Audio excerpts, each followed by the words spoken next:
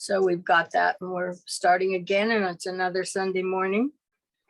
And we are going to pick up where we left off last week on Treatise on White Magic. We are on rule number 4. We're going to, if you have a book or the print book, it's starting on the bottom of page 136 and going forward. I don't know what the online numbers correspond to. They're always different. Good morning, Donnie. Oh, I'm talking to an empty chair. My little girl, they left the door open on me. Good morning. Morning. All right.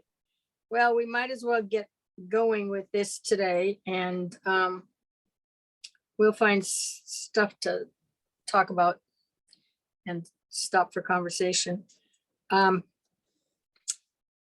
So in this rule 4, he's talking about the present day troubles are largely due to the lack of intuitive perception in the past.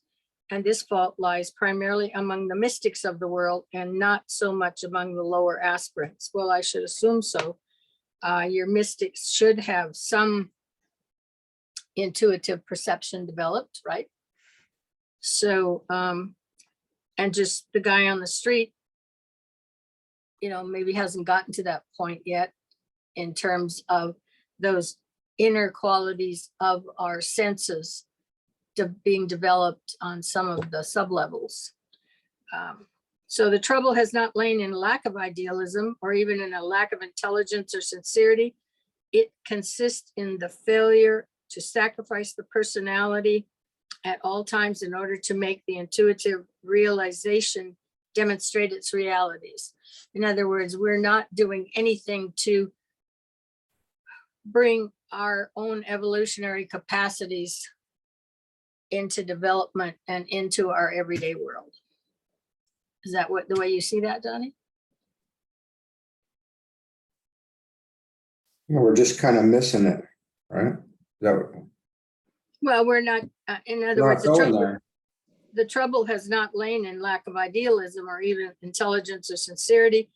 It consists in the failure to sacrifice the personality at all times in order to make the intuitive realization demonstrate its realities. In other words, our lower 3 portions, our physical, our emotional, and our mental wants to do what we want to do down here in terms of entertainment, if you will, because that's all we're doing. And we are not willing to what he calls sacrifice the personality to move up that chart. We're not willing to do any of the work. We're just here entertaining ourselves like we're at the fair. Yeah, I definitely see that. Yeah. And that's the dweller, right? Is that part of the dweller? Well, for everybody, whatever they've got in their world that's in the way, and we're not going to give it up. No, we have a lot in the way. Yeah.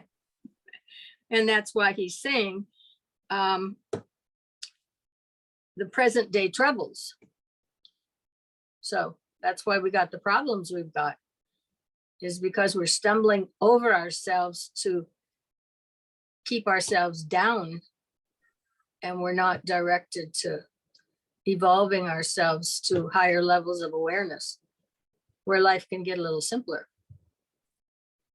and understanding who and what we are. So it's like I said, it's being like at the fair all the time.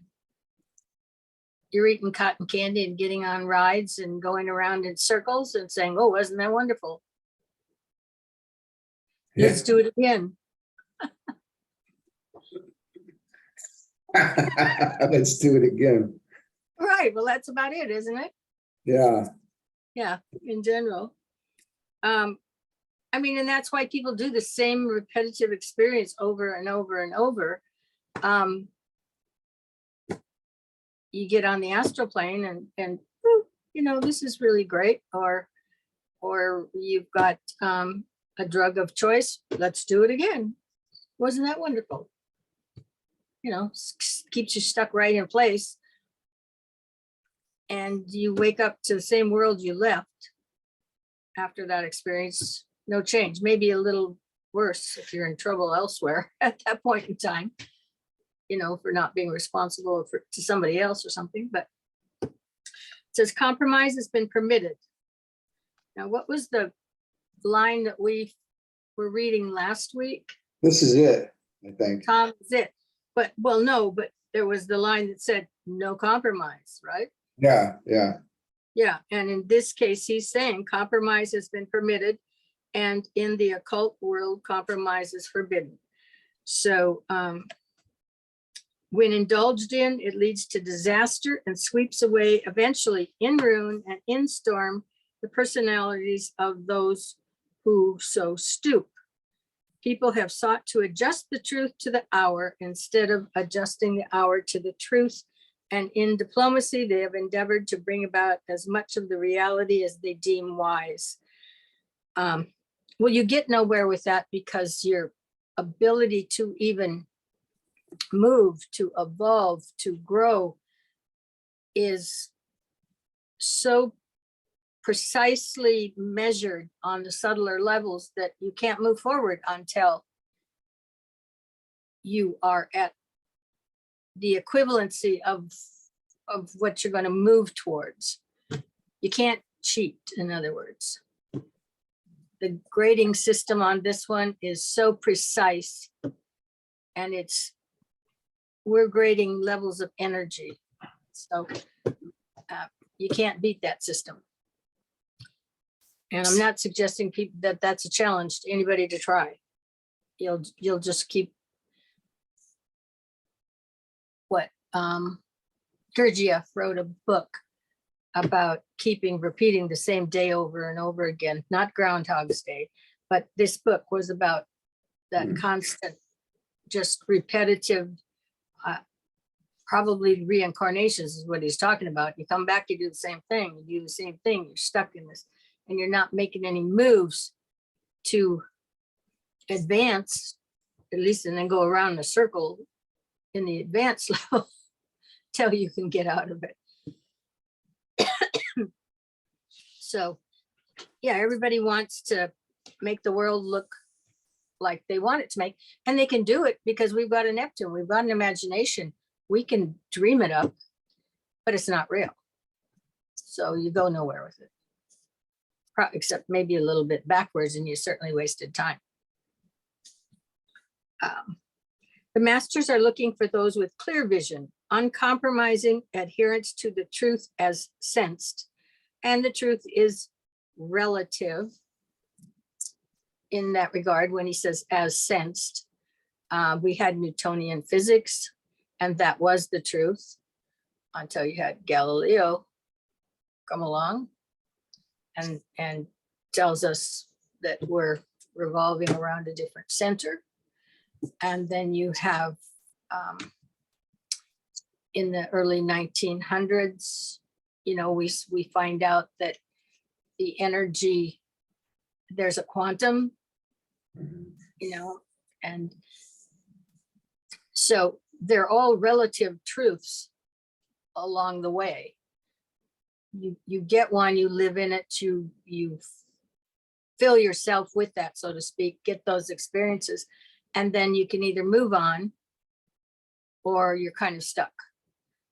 That's where Einstein says God doesn't play dice with the universe, because that's what he saw the quantum being, as just rolling the dice to see what's coming next, kind of thing. So the masters are looking out for those with clear vision, uncompromising adherence to truth as sensed, and a capacity to drive steadily forward toward the ideal. And that is what you are driving forward to, is you have a sense of what the ideal is going to be, what your goal and objective is. And it's an idealistic goal and objective because you don't have the preciseness of saying, okay, I want to get to that hill that starts over there. Because you don't know what it is you're going towards. You're going always, as they say, the way forward for you is darkness. You cannot see it.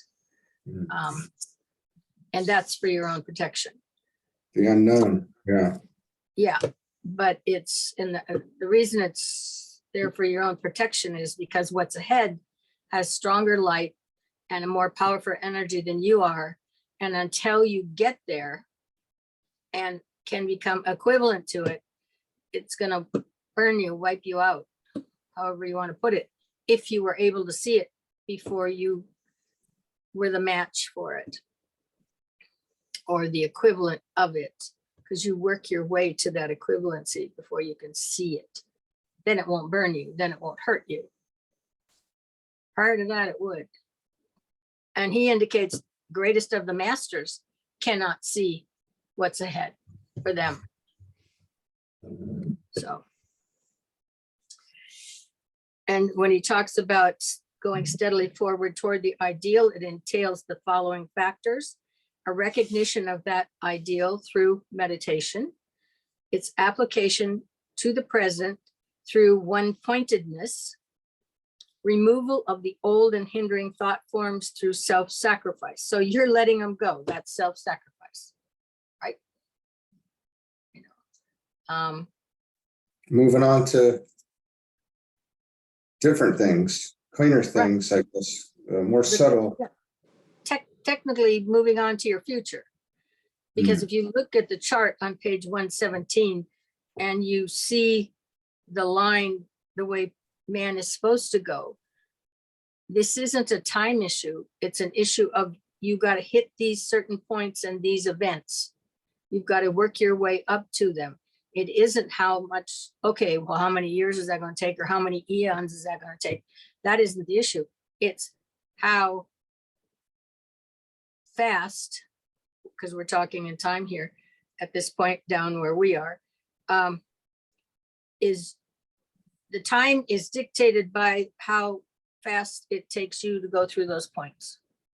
One person, maybe it's 1 millennium. The next guy, it might be 6, because he's just not focused on that journey. He's not driven to go find out what's over the next hill, so to speak. So it's not a time issue, it's an event issue. This is your event pattern when you've ran through all the hoops or jumped over all the levels, or however you want to put it, and you get to wherever point you're working on that chart. That's how long it took you to get there. And so it can be a different timing for everybody. It's not like running the mile and measuring how much time it So, and then of your refusal to compromise through clear vision, you're not letting everything else get in your way either, and you're focused. And the further up you get on that chart, the more focused, of course, and the more you can hold your focus. You're building the ability on the bottom levels of that chart as you work up to be able to focus, to be able to hold the idea that, oh, this is where I'm going. You know, I'm not going down the block, and on the way I see something floating down that alley. Oh, isn't that interesting? You know, and off as a kid, you go looking to chase it to see what it is, and have to make your way back to the path. These are like the fairy tales. They're dropping the breadcrumbs or something, and then they got to follow them back. And you know, the little kids are always supposed to be going straight home, but they're not. That kind of stuff. The hero's journey. Well, yeah, but I think the hero's journey is for when you're not Hansel and Gretel's age. Okay. It's an upper level version of it. Of course, I don't know. In today's world, they probably don't know who Hansel and Gretel is. Yeah, well, I don't know. Maybe. They remake all those movies, so. No, they're not movies. They were fairy tales, and they were written, and that tells you yeah, there you go. how young you are. Yeah.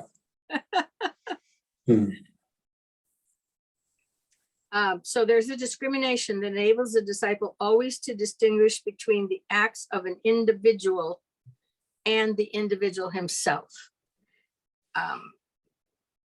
So you got to be able to figure out the difference between the acts and the individual himself. There's a realization that in the occult work, it is not permitted to interfere with personal karma any more than it is permitted to shield from the consequences of action. This entails, therefore, a refusal to interfere in anyone's business, that is, as regards the personality life, and yet involves a refusal to shirk the business of the larger cause. It is essential that workers learn to discriminate between the factors which make up for personal liberty and those which militate against group liberty.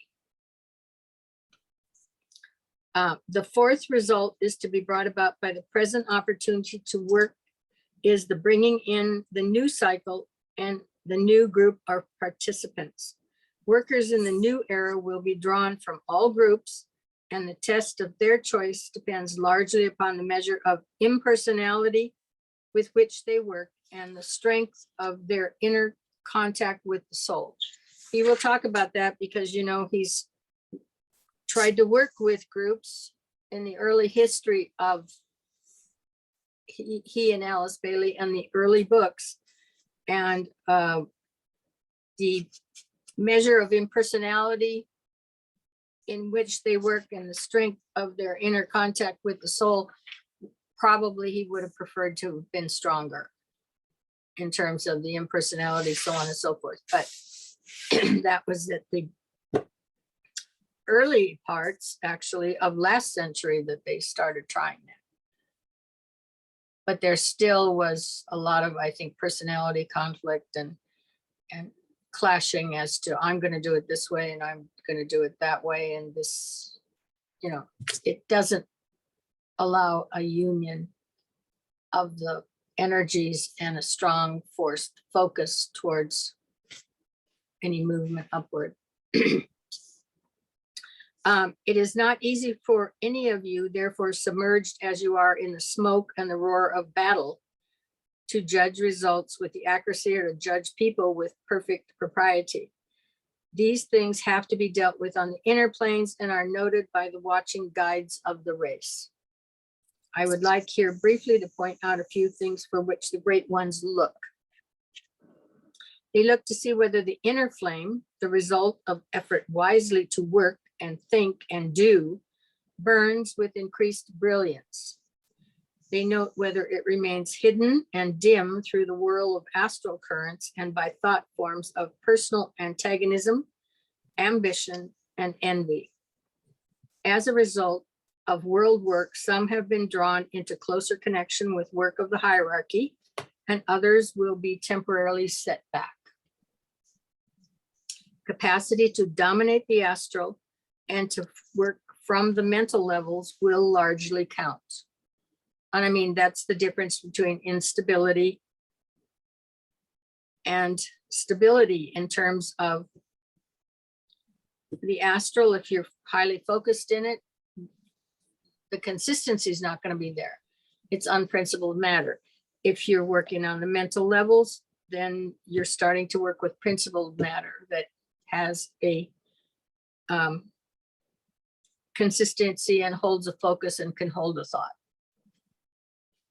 They look to see who can struggle and contend for principle with personalities and yet keep the link of love intact. This counts more, perhaps more than men realize, and a man who can stand for principle and yet love all human beings, refusing compromise and yet refusing hate, has something rare to offer in these days, and the great ones can use him. Because we've had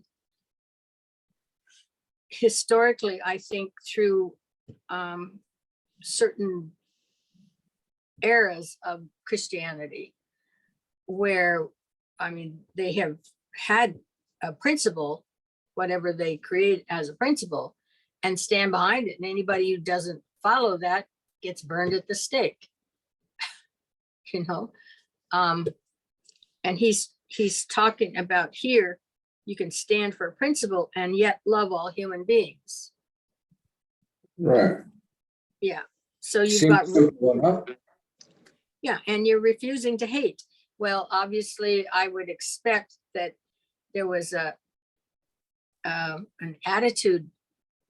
If you're going to burn somebody at the stake, you know, that somebody's got to hate them. Somebody has to hate the entire little scenario to dream up burning them at the stake anyway. Yeah, there's got to be a lot of hate around for that, I would think. We're Yeah, letting it happen too. Because it was, I think it was black and white. You either followed, these are the rules, these are the Christian principles, this is what you're supposed to do, this is what you're not supposed to do. If you're not doing what you're supposed to do, then let's just eliminate you. It's a common thought that runs throughout humanity, is if I get rid of those people over there, then life will be good over here. You know, and civilization after civilization has tried to eliminate the guy that was there when they come up on the scenes. You know, we do it over and over again. Mhm. It's not the answer. Far from it. But they see that as a line of least resistance and seem to think it's effective. Then, of course, they see them reincarnated and run into them later, and gunning for them. Payback throughout the civilizations and so on and so forth. Here he comes over the hill, you know, and down upon whatever the evolved, the group in evolution at that point in time, and wipe them out. And then a few ages later, here comes those reincarnated guys to do the same thing. We have to change. Yeah. The solution is not to eliminate human beings off of this earth just because you want something they've got, or you don't like the color of their eyes or whatever. So that's just like going around on a merry-go-round. If you're going to live it that way, same point just keeps coming around and around. See to it, therefore, all of you who work, that with clear vision, upright purpose, and firm, undeviating action, you forge ahead. See to it that you deal with patience and forbearance with those of your brothers who choose the lesser principle and the lesser right, who sacrifice the good of the group for their own personal ends, or who use unworthy methods. Give to them love and care and a ready helping hand, for they will stumble on the way and sound the depth of law. Stand ready then to lift them up and to offer them opportunities for service, knowing that service is the great healer and teacher. The great ones look to see the faculty of pliability and adaptability working out. That faculty of adaptation that is one of the fundamental laws of species which nature so wonderfully demonstrates. And they always say that the human being is adaptable, very adaptable. I mean, there might be individual personalities or something that don't appear to be, but in general, we as a collective adapt to the circumstances, and we will adapt our environment to a point where we can survive, no matter what the environment is. Humanity, for the most part, has found a way to live in any given environment, for example. But he's had to adapt. He's had to figure out other add-ons in order to be able to live in 40-degree below zero weather. You know, he generally needs a house or an igloo.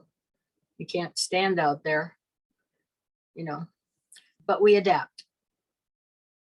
And the transference of this new law to the inner planes and its working out in the new cycle of effort must be undertaken. This law of adaptation involves the appreciation of the need, the recognition of the new force coming in with the new cycle, and the consequent bringing together a wide synthesis of the need and of the force regarding the personal self simply as a focal point for action and transmutation. And maybe that's part of the key. We had a conversation the other day about the personal self. Not most people looking at this don't see that this point of action and transmutation was meant to be them. In other words, this material is talking about each individual applying the principles that are here and working towards their own personal transmutation, their own personal evolution consciously, with an awareness that whatever's in these materials is meant for humanity to utilize and to grow and to consciously move himself or herself up that chart. Most people that I see using this material, great percentage of them don't, that just goes. Yeah, I don't know. It's a strange thing. Yeah, I mean, he talks about a false humility. Sometimes people say, oh, well, it couldn't be me. Oh, I can't, that's not meant for me. And they play humble, but it's a false humility that just allows them to shirk the responsibility. Is it, the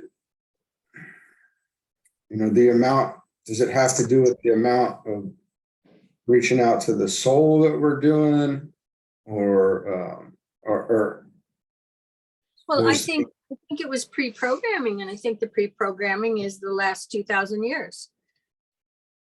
First of all, you had a term, you're only going to get to the kingdom through me.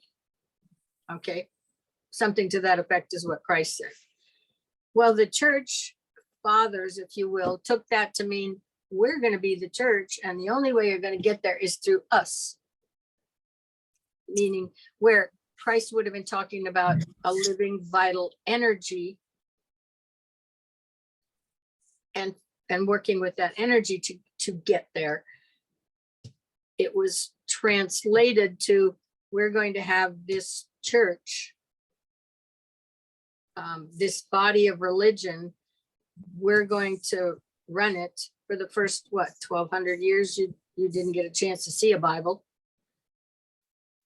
Other than really the Vatican type entities had a Bible, not even the priests or the minister, or what we would call ministers, in the local areas had a Bible. Nobody did. Nobody saw it. Okay.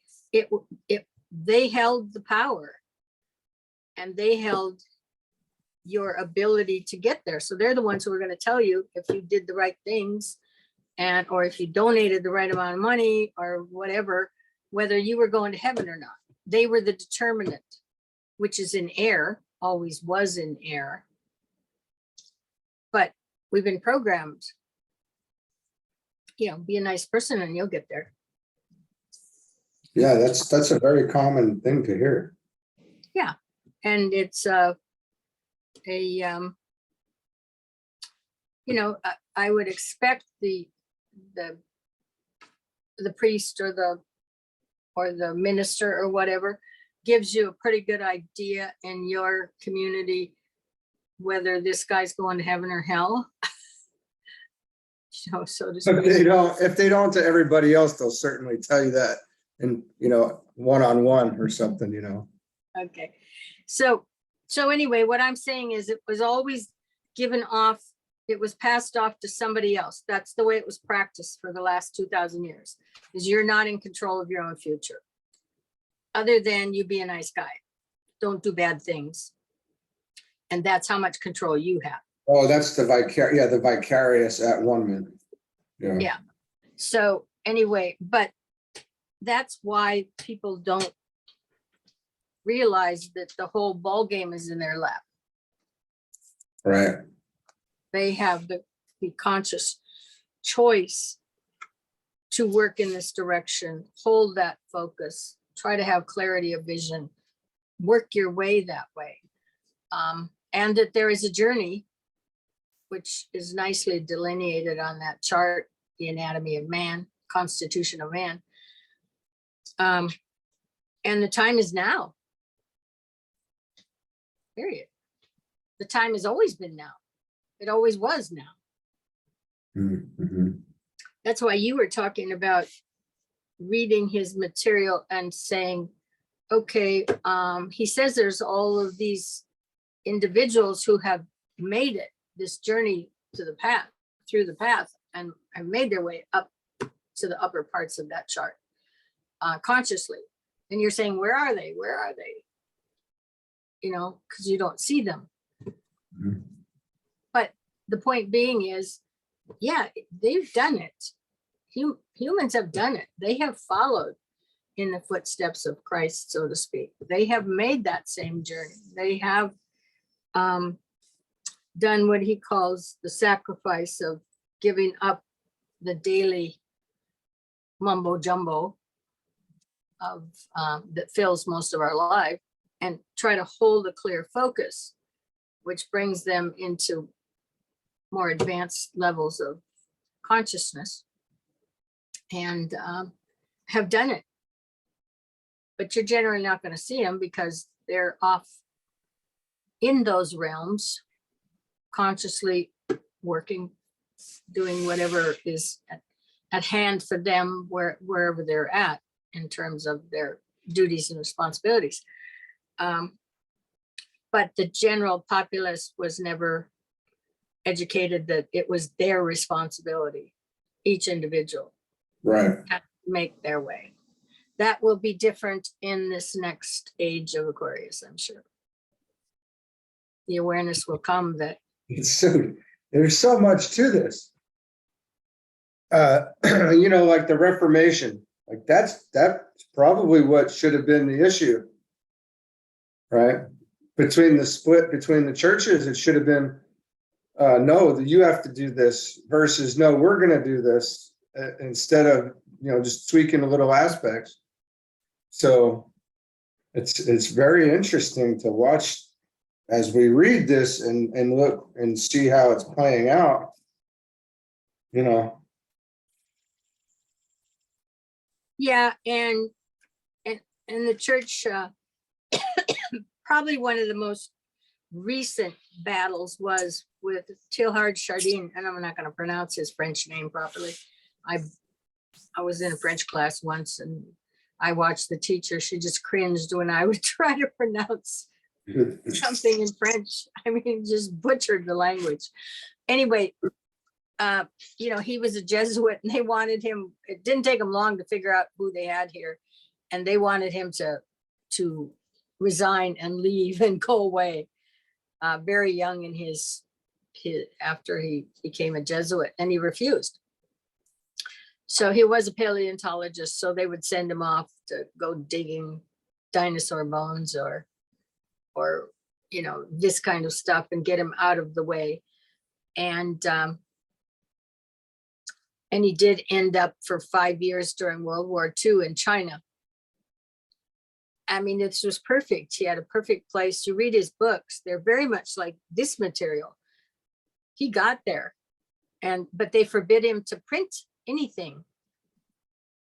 And it took a long, long time, and there were groups that pushed to get things printed, but probably a lot of it was after he was no longer alive. But that was the battle to hold that information down. And he would have been one of those that you were looking to say, where is that person? Because he had moved up in awareness and was writing about it for the church, and they want nothing to do with it. Yeah. So the great ones look to see the faculty of pliability and adaptability working out, that faculty of adaptation that is one of the fundamental laws of the species, which nature so wonderfully demonstrates. This transference of this law to the inner planes and is working out in the new cycle of effort must be undertaken. And we now know from looking at the sublevels of our senses, even, that we've got our 5 main senses, but they've got other qualities to be developed. So when we're talking about transferring this law to the inner planes and the adaptation of what's there and working out a new cycle of effort must be undertaken. This law of adaptation involves the appreciation of need, the recognition of the new force coming in with the new cycle, and the consequent bringing together in wide synthesis of the need of the force regarding the personal self simply as a focal point for action and transmutation. And that's what it's going to be. It's going to be each individual is going to be responsible for their evolution and in consciousness. And the point's going to be made very clearly. This is your job for the next 2,500 years. This is the focus for humanity. This is the work to be done with each individual and the building consciousness. So that's why we need the freedom of space. You cannot take the freedom away from people and expect this to happen. So it involves the transmutation of the 5 senses, which is what we're talking about, because there's a whole lot more there than we have ever developed in each of our senses, and their extension into the subtler planes so that the sight, the hearing, the touch, the taste, and the smell are welded into one synthetic cooperating whole for use in the great work. Now, that's probably beyond a whole lot of people to even imagine what that is saying at this point in time. But as we've talked before, for people who have etheric vision, people who see the light, literally, I mean, everybody says, well, see the light. I don't mean that. I'm talking about they see in the levels of light that are part of our constitution, and how the energy is flowing there. I believe he will talk about in esoteric healing, health, that area, that it's going to be sound, it'll be vibration. A lot of the healing will be done that way because you're healing them on these subtler levels that he's talking about. But you got to be able to access them. And as you develop, then your sight develops into etheric, and what I think in cosmic consciousness, they indicated there we saw 4 colors during Aristotle's time. Now, for the most part, everybody sees 7. And then there are people now who are developing on an everyday basis, not just now and then, seeing auras, which are the colored energy patterns around an individual. So they see them and they see, and that they were just born, or the gradual development of it came one or the other for them. For them, it's normal. They may not know what to do with it yet, but they have that capacity. So when he's talking about the transmutation of the 5 senses, their extension into the subtler planes. So that means the subtler planes are some of those on that chart that when you start getting into level 4, level 3, I mean, then you're picking up information that just flies by most everybody. And they're welded into a synthetic cooperating whole for the use of the great work. And this planet needs us as conscious units. Okay. Because we are part of the planetary issue to start with. Where else did we come from? We think we came from our parents. Well, our parents came from the planet. In other words, everything that's on this planet is part of this planet. And I think there, a lot of times there's an assumption the planet has no consciousness and we're it. Okay. And that therefore we know better than the planet. That's backwards. It's upside down. Okay. There's conscious awareness and development on this planet that extends far beyond us. But it's part of this planet. And part of our goal is, as we move up that chart in terms of our consciousness, is then we come closer and closer to understanding the dynamic whole that this planet is, and its interplay and its interaction within this, we could start to begin with the other planetary bodies in this solar system. Because I assume most people just figure not a whole hell of a lot gets exchanged between any of these bodies, even though they're all going around the same central point.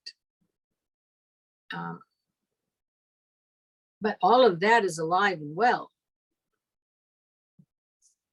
But we have a better capacity to understand it than we do now. We haven't developed the awareness on those upper planes to the most part. There's people who have, I'm sure. That's part of what he said, and that's where you're saying is, where are they? Well, they're probably not down here wanting to watch another rerun on the television. No doubt. Yeah, right. So on the physical plane, these tend to the unification of the personal life and to the adaptation of the physical world to the needs of the personal self. On the subtler planes, they must be transmuted until they are adequate to the needs of the group, of which the individual forms a fragmentary part. And when we talk about groups now, we're not just talking about groups the way we think of groups here. You know, one group congregates here, another group lives over there in that part of the city, blah, blah, blah. This is on every level on that chart, there's consciousness and awareness, and their groups. It's just that as the further up you go, the division of those groups is less, and the natural inclusion is more. Best and fastest way to figure that one out is when Annie Besant talks about the involution of that little divine spark, of which everybody's got a little piece of it, comes down, it gets encased, and then the next layer down, it gets encased again. And another one till you've got 7 levels of encasement protecting that little divine spark by the time you get to the physical plane on the very bottom. Okay. That was the coming in. Now we're going back up. And as we go back up, we are stripping away those encasements or those veils. Terms are used interchangeably. And she had indicated at the beginning, the very first encasement, the film was so fine, just that it did not obstruct any communication, interaction with everything else around it. So in a sense, that is a group, but there was really no obstruction to reflection levels of interaction. So that's more so the goal we're talking about when we come to inclusion. Right now, we're going through terminology that's forced inclusion. You know, and so there's a difference. There is the evolution of one's consciousness brings and natural organic inclusion. And that's when we talk about the planet, when we talk about all of this. I mean, the planet, hey, it's inclusive. It's included you, it included me. You know, we don't even think about that. We're just busy kicking out this group and adding that group. Right, as opposed to just looking at the brotherhood of humanity. I guess. Yeah. And understanding that we literally are all included on this planet. I don't care who it is who's being the thinker, you are included, but so is the guy over there. It's one of the things that when I do astrology, the first thing, if I do a class, I say there's no bad signs. Because believe me, there's people out there who have determined who the bad signs are, you know, from their own personality perspective and whatever sign they've got. There's no bad signs. And you need to understand on the whole is life was given to all of these people here who are alive. So if you decided there's a bad group over there, life is sustaining that group in the same way it's sustaining this group. Life is sustaining it all. So if you want to have something to think about, try to figure out why. I want to fight about it. You already did. That was the first part of your life. Yeah, you're exactly right. That's right. Mm-hmm. Yep. It's crazy. Yeah. So what I'm saying is for people to look and see the large picture, they can see it just sitting in their living room, because life, as far as humanity is concerned, the animals and everything it's all has life. It's just varying degrees of it. But the energy that we call life with a big L, if you will, sustains it all. It's given it to all that you're interacting with, whether you like the people you're interacting with or not. It's beyond your choice. Life has been given to them, it's been given to them, and it's been given to you. So what place do you have discriminating that it shouldn't exist? Not that we aren't going to have morals and standards that humanity has a level of needs to adopt. I mean, the 10 Commandments came down for a reason on that journey. Okay. I think things were probably pretty unruly for Moses at certain stages, and there needed to be some rules of the road, if you will. But yeah, well, you're right. Well, there you go. I think that I just realized why you said Shakasta is, a lot of people have said it reminded them of the Old Testament. That's interesting. I just picked that up when you said that. yeah. Yeah. So I mean, I'm not saying we need to have a great free for all, but what I'm saying is, by the same token, we're not here to condemn everybody else, because we're not the giver of life, and we are experiencing it, and so are other people. You may not like them, but they've been given the same gift you have.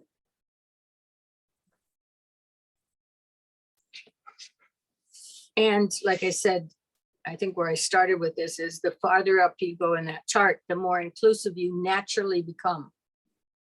You don't have to be forced into a group. You just naturally become connected with larger groups and larger groups as you move up that chart. So.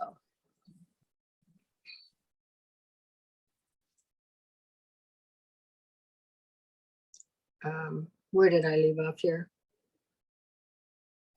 I think we're right around the ability to do this is one of the things that the great ones look for. Yeah, okay. Whose privilege it may be to inaugurate the new age. So they're certainly going to be looking for people who can understand, understand or see the greater whole and be able to interact with it. And whose solution is not to eliminate sectors or groups of people, and the more people who follow this path in terms of their conscious evolution and the development of it, and I'm not saying they have to have these books to do it, I'm just saying that process, their consciousness expands, their openness expands, and they're not looking to eliminate the world at that point. They understand and see and have vision of what's going on far beyond the norm, if you will. Above all, they look for an enlarged channel from the soul to the physical brain via the mind. Now that's all the development that we have talked about for the last year, when you're having all this little zinging going on in your head. I feel this, I feel that, you know. Mhm. That is waking up and enlarging such things as the that channel from the soul to the physical brain by way of the mind. And of course, you're building the bridge, Mhm. the Anakarana. That's part of the effort. Such an enlarged channel indicates that a man can be used. One might almost express it by saying that they look for the perfecting of the Ansakarana, the channel of communication between the soul consciousness and the brain, whose possessor is one whom the masters can successfully use. They are guided in their choices of workers by a man's personally achieved capacity and by his own hard-won ability. When there is capacity, ability, and faculty, then the great ones joyfully employ him. You know, and eventually you keep growing and you'll be one of the ones who employs others, if you will, if you're up in that spiritual, in those ashrams and are working towards mastery, etc. The wrong angle has been at times overemphasized and the reverse has been taught. The master must not be sought because a man seeks capacity. They will be found when a man has capacity, capacity that makes him available for group work and that can be extended under careful instruction into the higher powers of the soul. Leadership in groups controlling the work of the New Age will grow out of the discipline of the individual, and leaders will be found among those who sense the inner issue. Leadership that endures does not come to those who strive for place or power, nor for those who have had their eyes only on outward conditions and overlook the underlying causes. Leadership does not come to those who place the personal self and its position and power before the good of the group. It comes enduringly to those who seek nothing for the separated self, to those who lose themselves in the good of the whole. To resume our consideration of the Om, the sound or the sacred word, when correctly used, has various effects which might be touched upon here. Om, sounded forth with intent thought behind it, acts as a disturber, a loosener of the coarse matter of the body of thought, of emotion, and of the physical body. When sounded forth with intense spiritual aspiration behind it, it acts as an attractive medium and a gatherer in particles of pure matter to fill the places of those earlier thrown out. So that is a vibrational cleanser, I guess we could call it, in that regard. Students should strive to have these two activities in their mind as they use the word in their meditation. This utilization of the word is of practical value and results in the building of good bodies for the use of the soul. The use of the Om also serves also to indicate to the workers on the universal planes and to those in the outer world who are gifted with spiritual perception that a discipline is available for work and can be utilized actively in the needy places of the earth. This should be borne in mind by all aspirants and should serve as an incentive to making the outer life coincide with the spiritual impulse. And so that's that outer phenomenal life coinciding with the spiritual impulse is important, because if it can't coincide, then there's not going to be a connection. And now we're back to energy. So much of this is just energy, understanding how energy works, what it does, what its movement and motion is, contrary to what we already know on these lower planes, because it'll be different.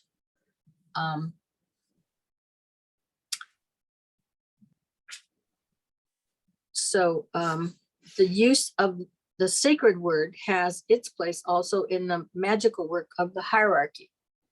Okay, so the earlier one we were talking about man down here. Now we're talking about a little man with a little higher level of consciousness, if you will. Thought forms are created for the embodiment of ideas, and these embodied forms are sent forth to contact the minds of disciples who are responsible in the group of a master for the carrying forward of the plan. And chances are, if you catch some of these thought forms as they're being sent out, most individuals will figure they thought it up themselves because it'll come into their mind and they will claim it as their own. You know. Yeah, It's pretty much the way it falls. I saw a quote from Einstein or something the other day, and he said, I claim none of this. Right. You know, it's mine. Yeah. That's right. But for most individuals, if they get a bright idea or something like that, they figure they originated it. You know. Well, as an inventor, I can see, I've experienced that going from having said, well, I invented this, right, to now seeing this side. That's why sometimes when it comes to some of the bigger inventions, 2 or 3 people have come up with it on the planet at about the same time. Yeah. Because their receiver's been out there working really well. Mm-hmm. and they got the flash, the idea. And so then on this planet, then it becomes a matter of law of who argues out who owns the patent, the global patent. Right. So yeah. Anyway, through the cultivated receptivity of the developed and controlled mental body, aspirants become aware of the ideas which the masters bring through the plane of the universal mind, hence are in a position to cooperate intelligently. They, in their turn, as this rule seeks to indicate, create thought forms whose received ideas, utilize them in their groups for the helping of the world. The main work of a disciple on the mental plane is to train himself to do 4 things: be receptive to the mind of the master, to cultivate a right intuitive understanding of the thoughts sent to him by the master, to embody the ideas received in such form as will be suitable for those he's engaged in helping, through sound, light, and vibration to make his thought form active, embodying as much of the universal thought as is desirable, so that other minds may contact it. So pretty soon everybody's thinking the same thing, supposedly, you know, or they've caught or understand or identify with the idea. It's like gentle rain falling. And It happens though. I mean, I Yeah. think you can see it even in fashion world and, you know, all the patterns, it comes. Yeah. Yeah. Well, and somewhere, not this book. I think it's in Rays and Initiations. He indicates at some point, somebody asked the question, I think, about free will, or he's addressing the concept of free will. And he talks about the 7 rays, and they send out their energy patterns. We catch and embody all 7. They're representative of our 7 planets. Okay. It's their ideology that's being sent out. We receive it. We utilize it. We function with it. And he said, and so I think that is enough said about free will. Figure it out. Yeah, especially when you add the ritual nature of the 7th ray in and analyze a little bit of your life and see how that plays out. There's not really a whole lot of free will going on there anyway. Well, and everything you're picking up, basically he's saying everything, you're just the receiver that's picking up these ray energies and thought forms and incorporating them into yourself. And you're not thinking up anything else yourself. Right. And so the point was, he said, rather succinctly, of which I can't exactly repeat, is that should take care of that issue. Yeah. So, you know, these are the things that there's going to be some resistance to growing into, because we're still down in very little ego land, where we think we're all supreme or something. I don't know exactly what it is, but My body, my choice, my everything. yeah. And this is what I think. Yeah. And the thing about it is, these things are not all working in unison, kumbaya. In other words, all these streams that you've got coming, they aren't all working in unison. If they were, there'd be one big fat couch potato on this planet. And it'd be humanity. They're actually in opposition, right? Like on purposefully to bring a synthesis. Is that right? Well, it certainly activates it. You've got a circle. When you divide a circle for a chart, you divide it into 12. Okay, so 30-degree sectors. No surprise there. And so when you look at the geometry of it, you got 360 degrees. You divide it by 4. It works quite well in terms of you're going to get a square. Whatever those points are, they're in conflict. And the conflict is, if we'll do it with astrology. So you've got Aries, you've got Cancer, you've got Libra, and you've got Capricorn. That is one square, cardinal square. Okay. Every one of those wants to do their thing differently than everybody else. Okay. So if you've got them within yourself, then you have to resolve that conflict by making some compromise. I want to do this, but I also want to do this.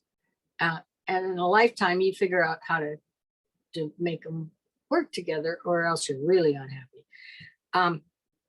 But the point is, it guarantees evolution, because you're not going to be able to just sit there and have anybody who thinks somebody else has got a great life, they never have any problems. Not true. They may handle them differently. You don't see them, or they have the capacity to figure they're not that big a deal, because they have the capacity to kind of go with the flow and to grow and to adjust and to change, and it doesn't bother. Other personalities don't have that ability, and then they're really mad. at the world or portions of it, because they want this and they want that. And there's not going to be much mobility in that particular psyche. So it's a big resistance. But you got 3 sets in a circle of squares. Everything is in conflict at some point. So Blavatsky says the planet is not somewhere for anybody to rest. The weary pilgrim does not get to stay here. This is, we're traveling through here. If you get up to those higher realms and you've conquered most of what's here, the minute you get up there, they say, okay, now where do you want to go? You're not going to be staying here. So choose a path. And your next stage will be the preparation of getting you on that path, which could be eons of time. But the point is, you can't park here and say, okay, well, I've evolved, I've done the full extent of what can be done on this planet, and now I'm going to settle down and I'm going to have a nice time. Okay. According to Blavatsky, not permitted. You're out and you're expanding your consciousness and moving forward elsewhere. And so the story goes and so this in a way is a nursery that's preparing you for something else. Just like your early years, you were in a nursery trying to get you adapted to operate this machine you got here, that you run around with all the time. And we haven't got much beyond that at this point, but the intent is for us to keep moving, according to this material, and you got a future. Wherever you go, you've got a future. I think, don't they have a book title of some book or some movie, The Never Ending Story? Yeah, it's very good. And it's very esoteric. Well, and you're in it. So, Yeah. So when you just decide you don't really like this life because it's not as good or as easy or as nice as you want it, then you better start thinking about moving on up, because it's toughest at the bottom. Yeah.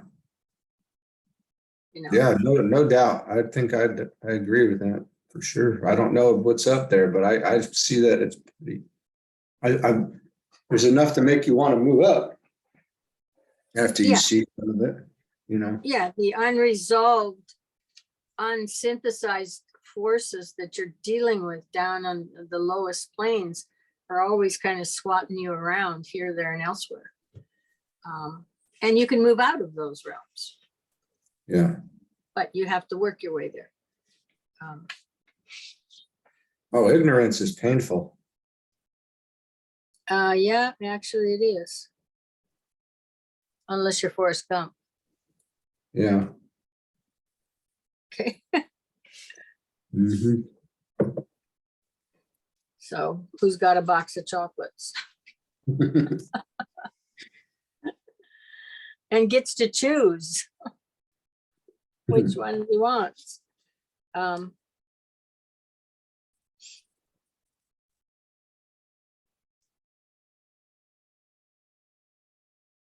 So we're, tell me again where I am, because I can.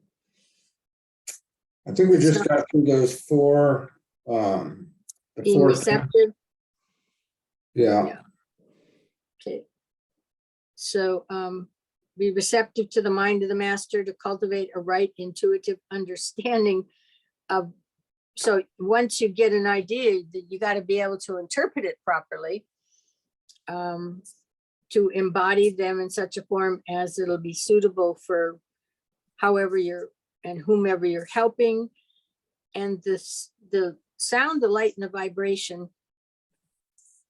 to make his thought form active, embodying as much of the universal thought as desirable so that other minds may contact it. And by the way, it will be the same type of sound, light, and vibration that he will talk about in this next age, because he talks about in his book, Esoteric Healing. And a lot of the healing of the body and the problems that are relative to it will be solved with the sound, light, and vibration. It's not going to be a lot of heavy duty medicine. It's not going to be having to pull from the plant kingdom all the time, or the mineral kingdom. Mhm. Well, that makes sense. Yeah. So that's where we're going. And so that's the other reason why you need people to work at evolving their consciousness up to a point where they can now interact with that energy and become aware of it and figure out what to do with it and how it works. That will be our next level of expansion as far as who we are, how we stay well, and what's going on up here. That'll all come in this Aquarian age coming up. Mhm.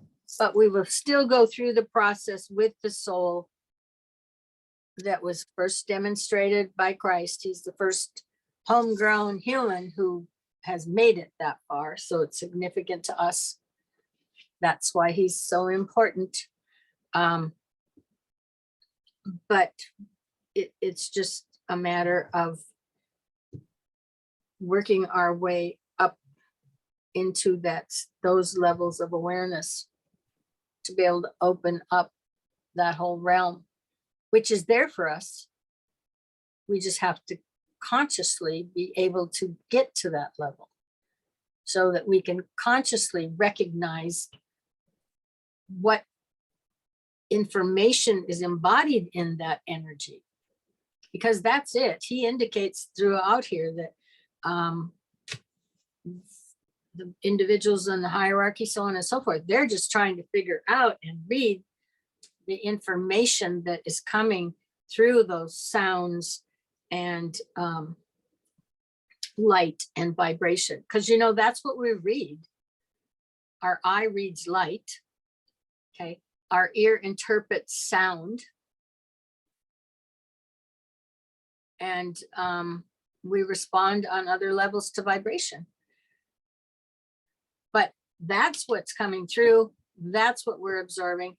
That's what we interpret to the best of our developed ability on any given human being. So you're thinking about that one. What do you Well, think? you can see the need for some level of solitude or at least quietness in a period of that to recognize that you wouldn't be able to do that at the fairgrounds or at the amusement park.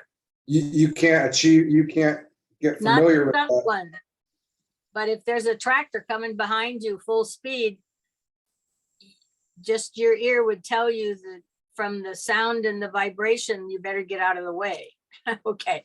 But not for the subtle levels that we're talking about. No, you need some quiet, because those subtler realms are probably a little higher vibration.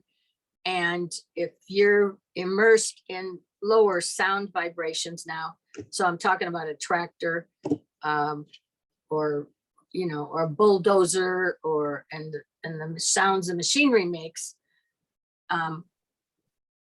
those are of a lower, they're fire by friction sounds, they're lower vibration, they're metal against metal, they're so on and so forth, versus that quiet, which then allows some of those other energies that they emit sound, they emit vibration, so on and so forth, but it's subtle. And we need to be tuned to and in tune with that to be able to receive it and then try to get an impression or an interpretation of what is being carried on there,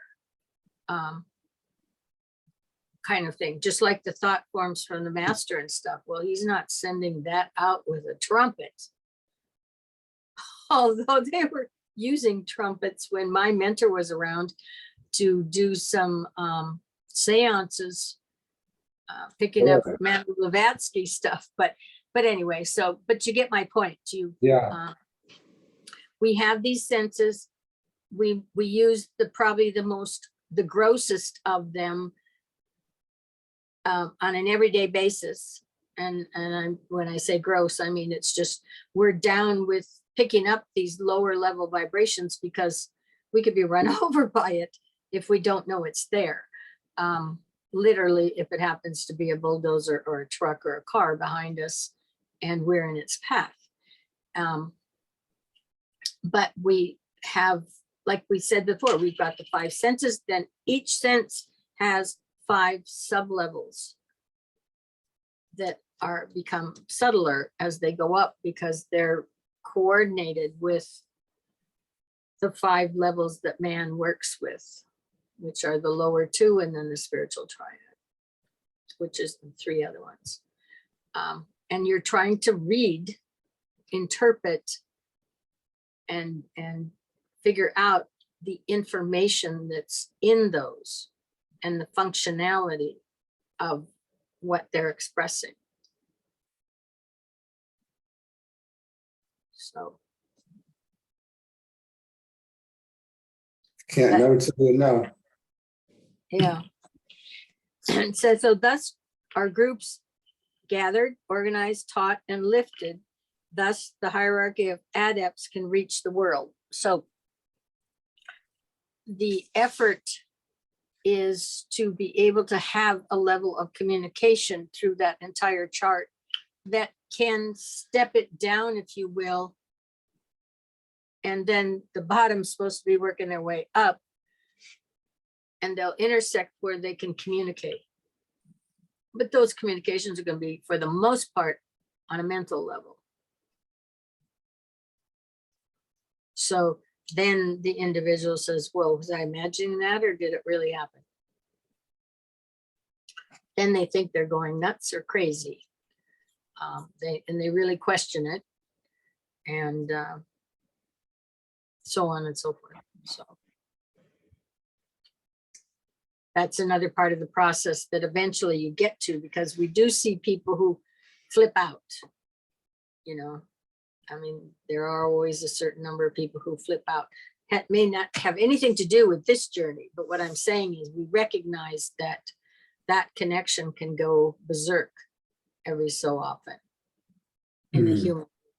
And it's always been there, I'm sure. Probably even had a few cavemen who went off their rocker. We don't know for sure, but the point is, so when the difference becomes, is this really a dysfunction of the brain, or is this an upper level function that you've achieved when you get an impression or an idea or a vision of this or that? So it's, did I imagine it, or am I just going crazy, or what's going on? You know, because the intuition starts popping in to someone's world, let's say. They don't, it more often than not doesn't have a whole lot to do with what's going on in the environment. It's something else they're picking up, which, and if they're young and they mention it, you know, the parents just say, no, that's not happening, and shut it down if they can. Part of that shuts down for a little while, I think, anyway, in natural growth patterns from when you're really young to 20s or 21. And maybe if you're recapitulating or coming back to wherever you left off, which is, they say, is at that stage, there might be experiences that seem to be a little out of the ordinary. But the question then is because it's all subtle, it's all subjective, it's all in the mind. It's, for the most part, none of it's tangible. You wonder if you're imagining it or did it really happen? So even these experiences that you have, once you get up on that mental plane, become questionable initially, because we can't judge the difference and we're only used to evaluating the tangible. Okay. If I see it, if I experience it, if I can feel it, if I can touch it, if I ran into the brick wall with my car, that's real. Okay, we know that happened. Okay, I didn't imagine it. But when you have mental stuff going on, then you have to question, did I just imagine or make that up? Because we have the ability to imagine. We have the ability to create ideas, and and we're practicing. That's another thing. At that level, most of the level we're here, we're just practicing. Again, for skill sets we're going to need as we move on up. That's why those first two realms are unprincipled matter. So we can do something and undo it and not be stuck with it. Or at least for the most part, not be stuck unless you really did something that had a physical consequence or something. I see you thinking again or pondering. Mm-hmm.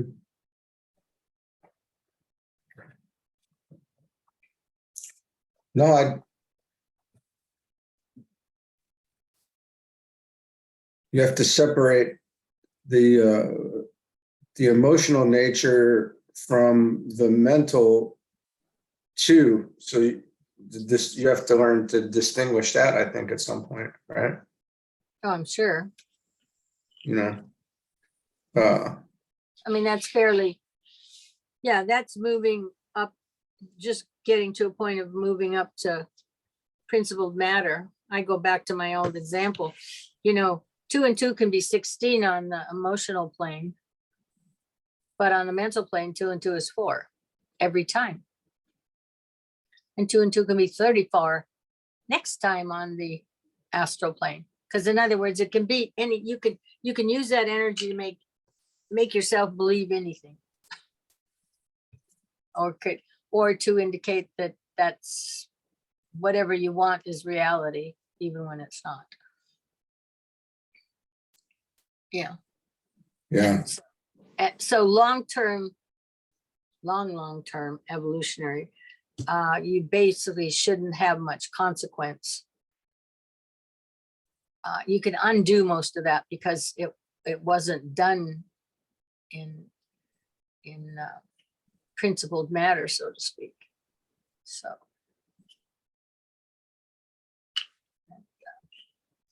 anything can be anything. That astral plane was meant to be there so that the love of God, if you will, the beauty and the joy and the creation and all that could come down and be reflected on the astral. You could experience it, and it's a driver to drive you, to pull you up. Well, we aren't there yet.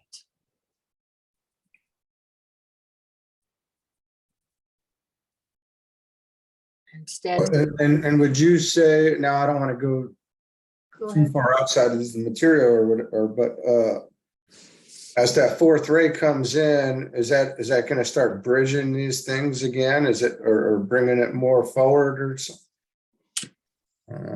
That ray is harmony through conflict. Yeah. Okay. And what that, I think you just saw the years 2016 to 2020 go through some harmony through conflict. Mm-hmm. The world doesn't like it. Okay. In other words, they like kumbaya moments, but the conflict brought the harmony.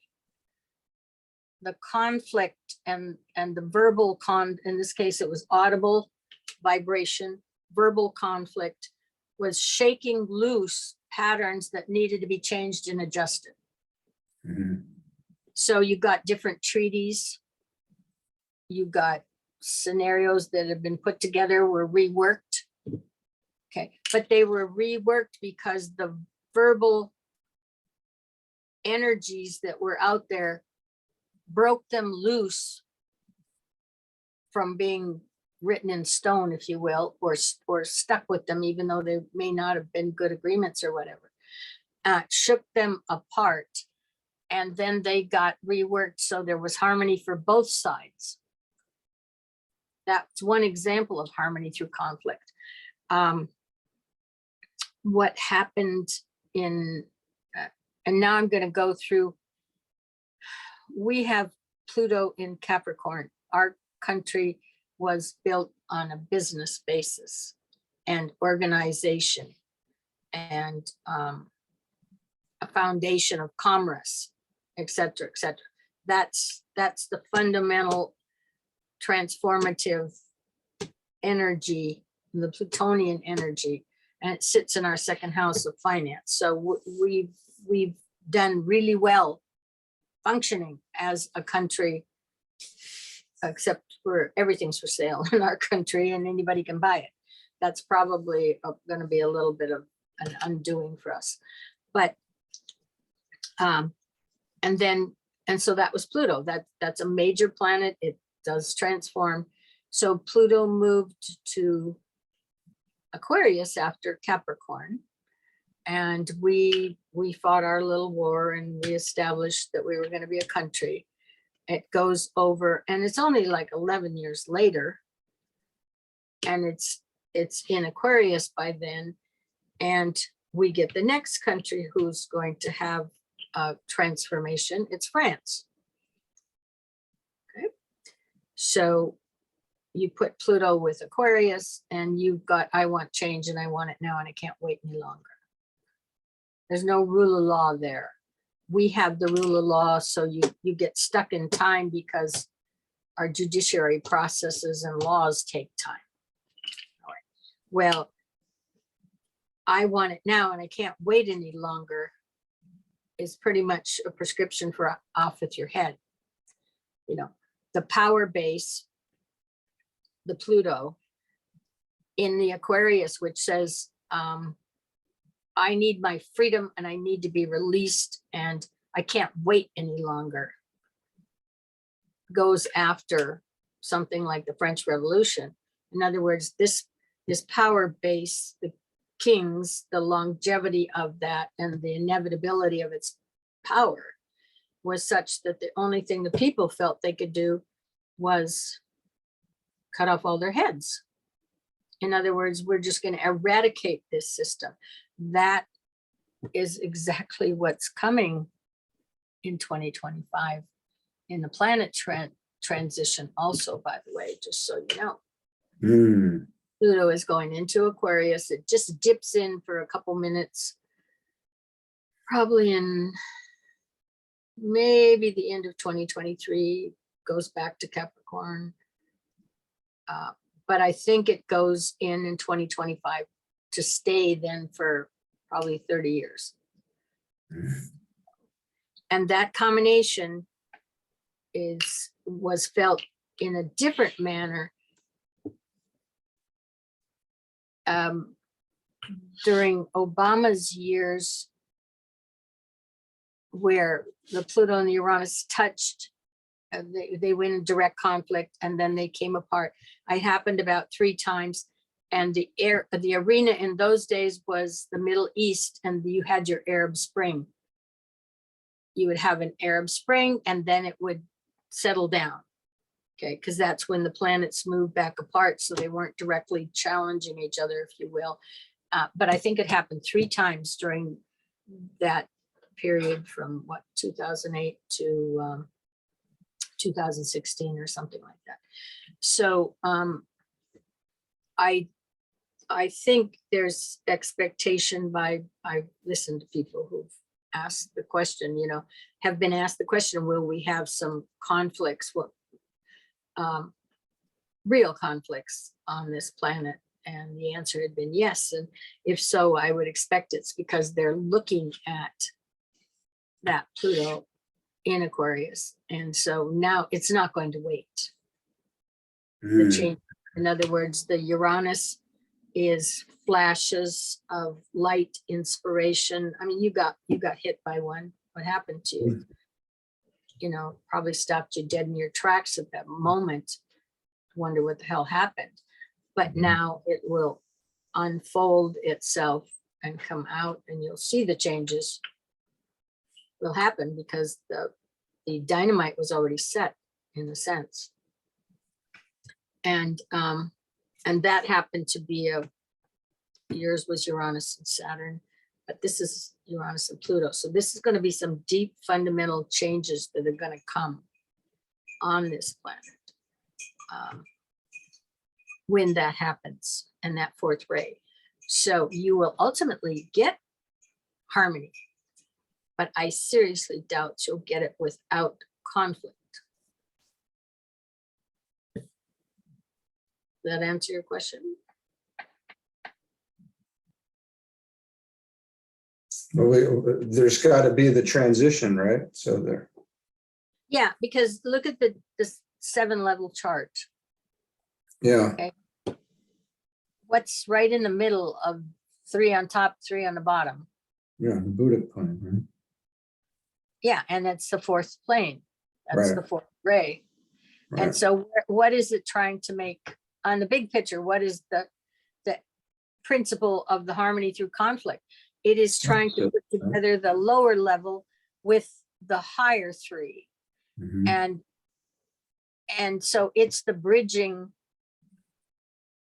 one.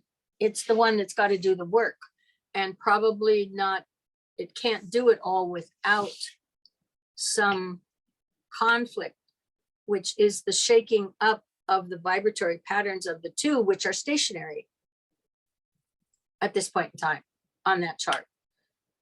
They're not merging. Okay, let's assume, I mean, in little ways, yes, they're merging. Okay, and that's really more acceptable if you can live with the pace, because you have less disruption. But if you're going to speed up the pace, then you're going to speed up the conflict. You're going to have to shake things up, and you're turning over the basket, so to speak, or whatever. If you want to find out what's in the bottom, or you want to organize it or straighten it out, you got to tip everything else out first, or something to that effect. But principally, you got to shake it up. There has to be some challenge somewhere. You can do it without war, or you can do it with war. It's going to be a choice. Right now, we're real close, you know, to this transition of Pluto going into Aquarius, and you're already seeing the rumblings of talk of a third world war. Why would we even want one? You know, but there's some fires are trying to be lit. So far, I guess they haven't been effectively lit to get everybody in on this deal. So. Yeah. But what I'm saying is that is probably, you know, they always say that you feel whatever the transition with Pluto is 10 years in advance. Well, I don't look that wide. I'm not arguing the point that probably the subtleties are there. And so what I'm saying is the subtleties, you've got the subtleties here. You're already hearing the conflict. And how many governments have just fallen around the world? You know, unprecedented number for us to have happening all at a relatively the same time. I don't know what's coming in as new governments form, whether they're going to be better or worse for the people. I have no idea. But the point is, the ones that are there are crumbling.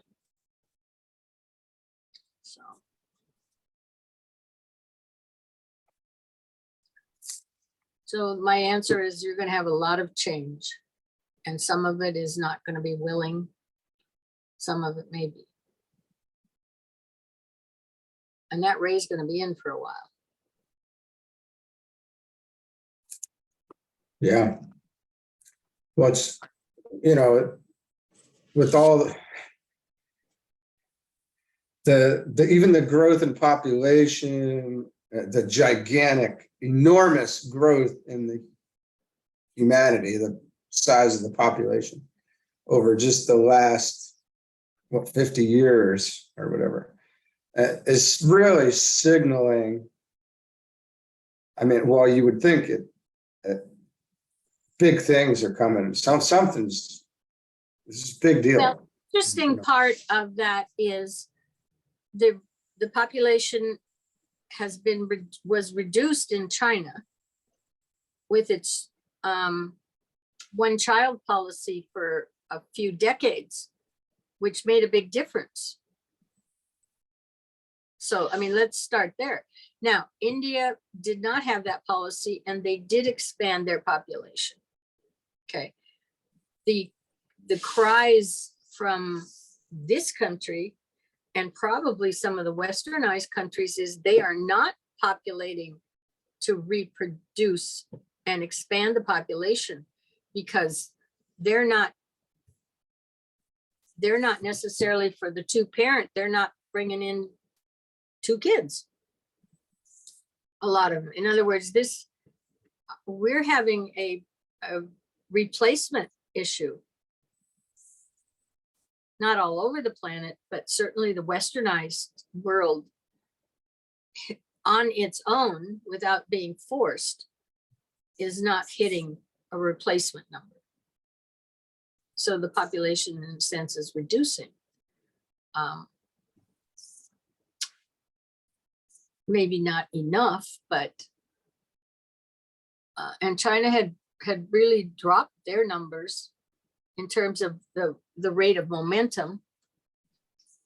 They no longer have the 2-for-1 policy, but I mean, Germany, one of the reasons that they wanted to bring in another workforce was because they realized they're not going to have a workforce in a couple more decades if something doesn't happen.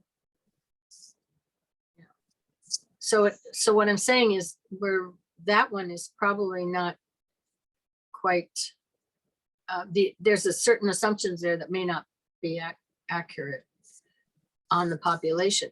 But the point is what he just said here. You should be moving up.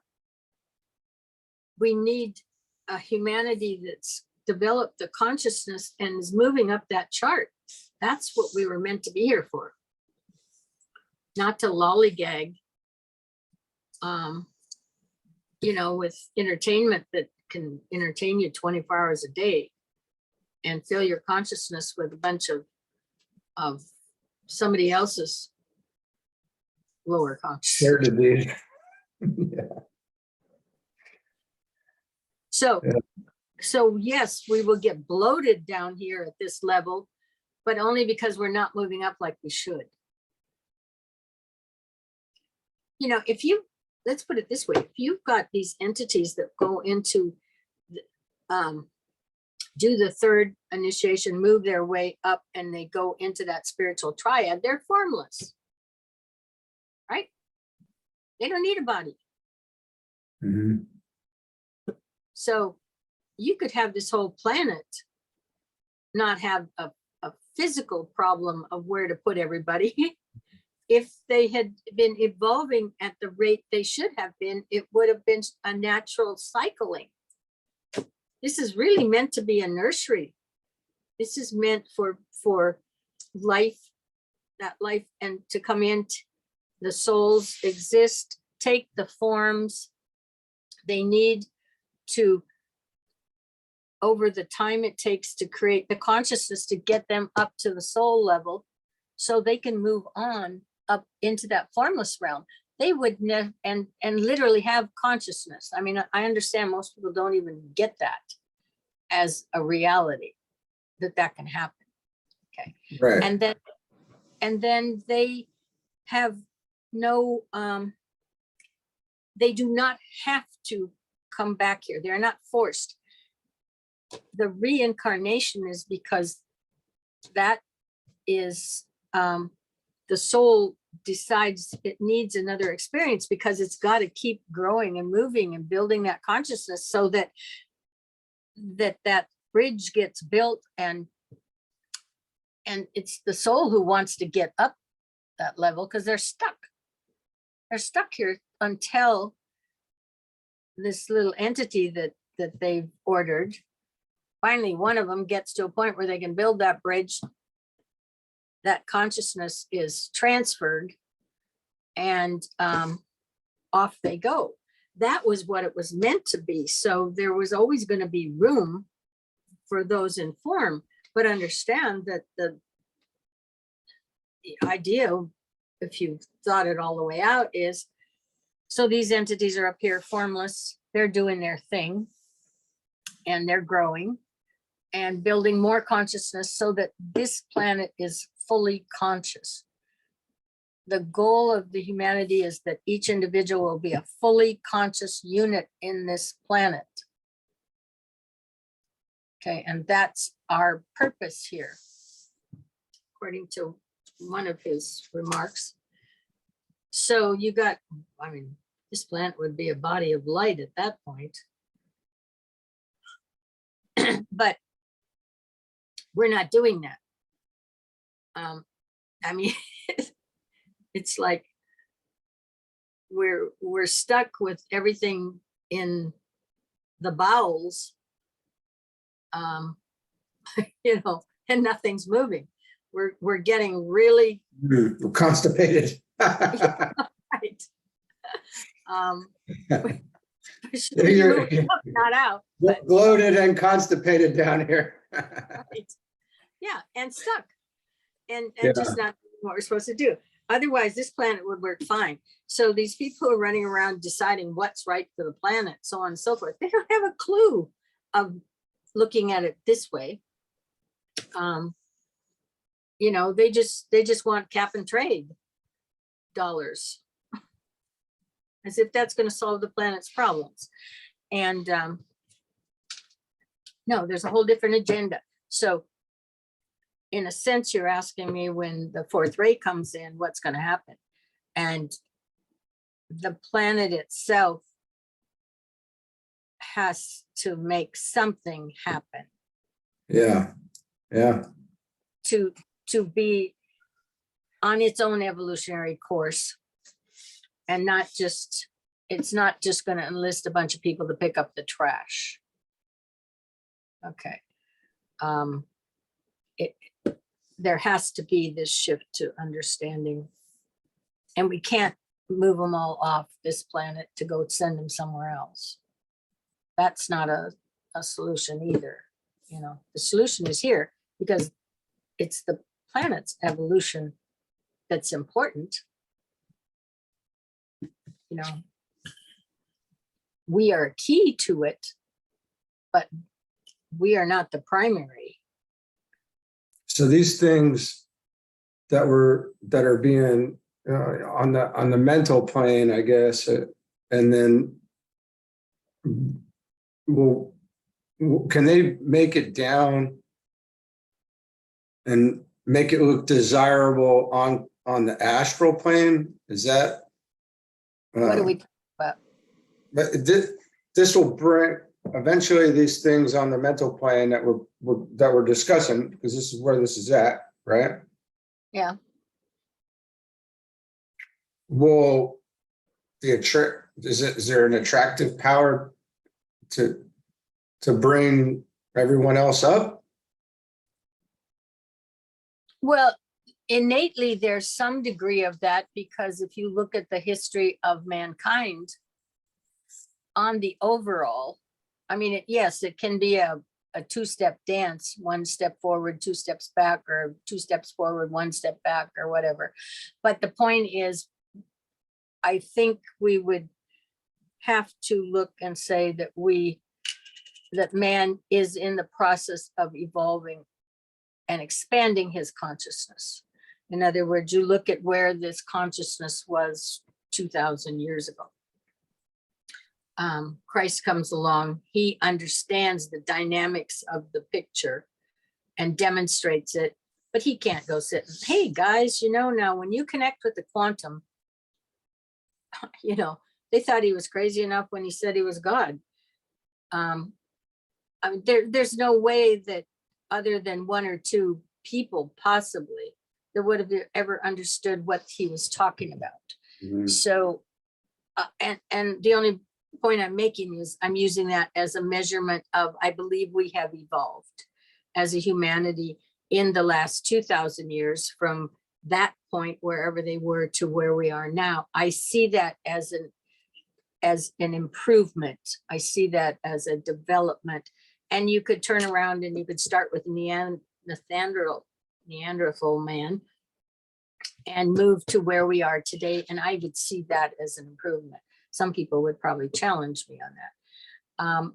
But we are moving in that direction. And part of it is an automatic pull. And the last part of that answer, I will say to you, I believe it was Christ who said this, you believe in me and I will draw you up, right? Mhm. Something to that effect. Mhm. It works all the way through. You get a little kid going to school and he's got a teacher and she teaches him 1 and 1 is 2. And he didn't know 1 and 1 was 2 before she started, but he will, because it's transferable, the knowledge. Okay, and eventually he'll be doing advanced calculus. By the time he's out in today's world, probably by the time he's in 10th grade. Okay, that's the general drive and direction of the way things go. Another answer to your question is you read the daily material, you come back a week later and you read it again, and what happens?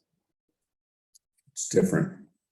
Yes, and it's different, but it's different because your consciousness has gone out and found more information related to the subject that you just got introduced to. That's why DK is talking about the new religion, if you will. I don't think he called it the science. I think he called it, like religion was, invocation, evocation. In other words, you read the material, that's you invoking that energy, those ideas, and you are asking for more to come to you. And understanding consciousness, when you understand that, then that is the obvious event pattern that's going to happen. And it compounds. It does seem to compound on top of each other and grow, It's and then starts to change the world that you live in. Yes. And I mean, and so look at the conditions of the world.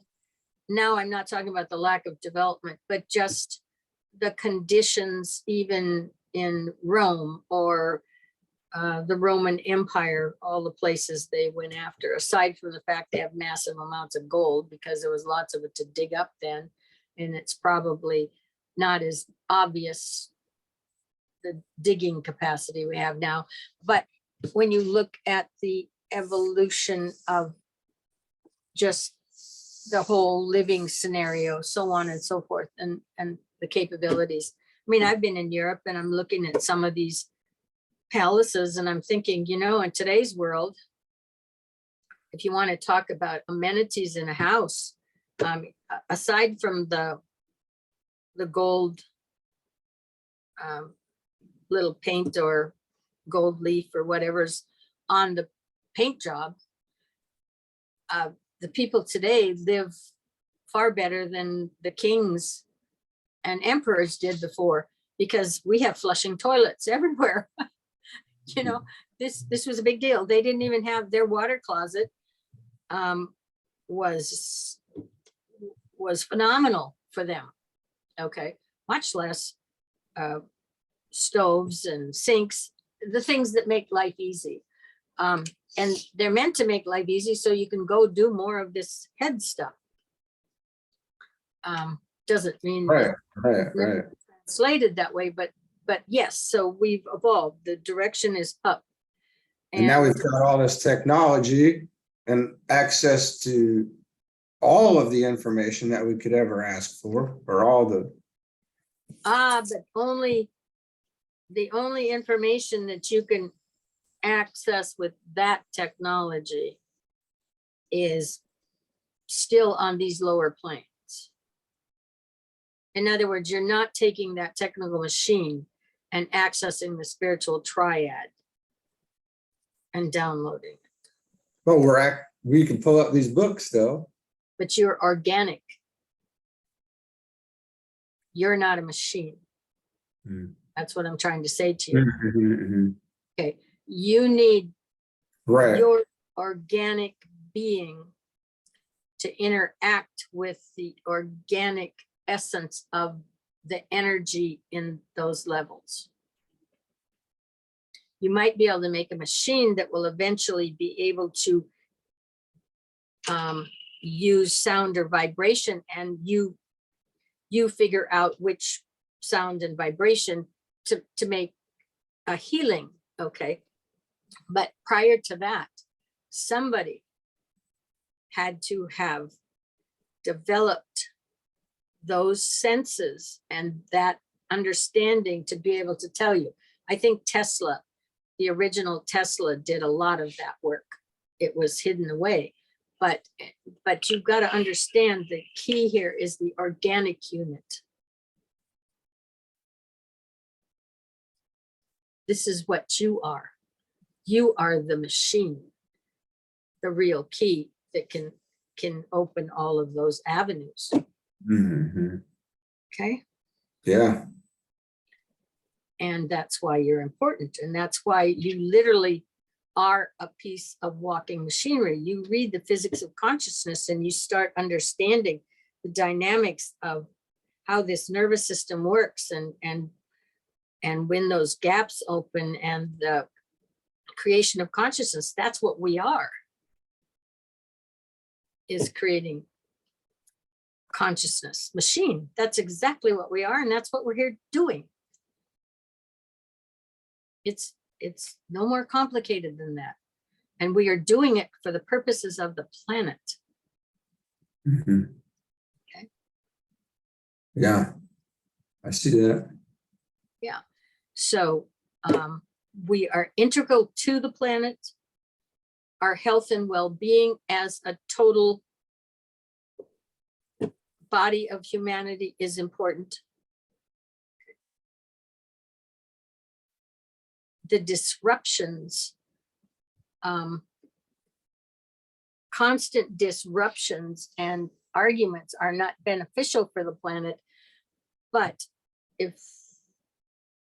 we need to be going in the right direction to be truly beneficial to the planet. And right now, I think we're arguing about direction. But that's normal too, because the pull in the form world is very strong, and we are pulling ourselves away from that. We are pulling ourselves from just being a physical unit of, and now let's go back to Neanderthal man for sake of argument. I'm sure somebody would say that's technically not the right one. And that realm, we've refined to a point where there's an emotional nature been built, the astral plane. We have that, so that what we were meant to feel was kind of almost like the glory of God experiencing, which would draw us up. It all will draw you up, because what's inside that's battling for that draw is that little divine spark that came down, and now it wants to get back up. That's why inevitably it will be up, no matter what, no matter how many arguments, fights, battles, wars, efforts to stop it. It won't be stopped, because that's what's pulling you now. And so yes, you asked about being pulled up. all of this will pull you up. I mean, what do we talk about? I say, build this stuff in to your consciousness, and that's your magnet.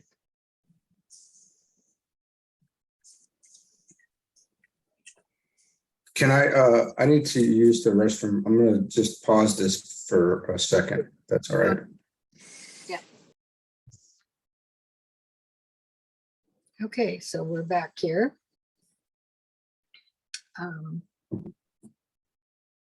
But inevitably, your answer is yes, you'll get pulled up. But Christ made it very clear in that one sentence, believe in me, and,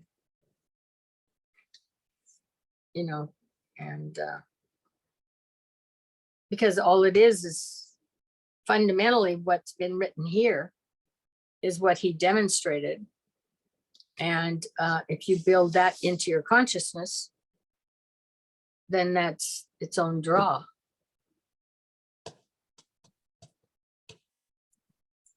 But most people don't understand how that could happen. They don't believe it. Besides, there'll be some internal resistance to it because you're exchanging one set of ideologies for another. Something gets displaced, you know, going out and blowing up half of a country. Okay.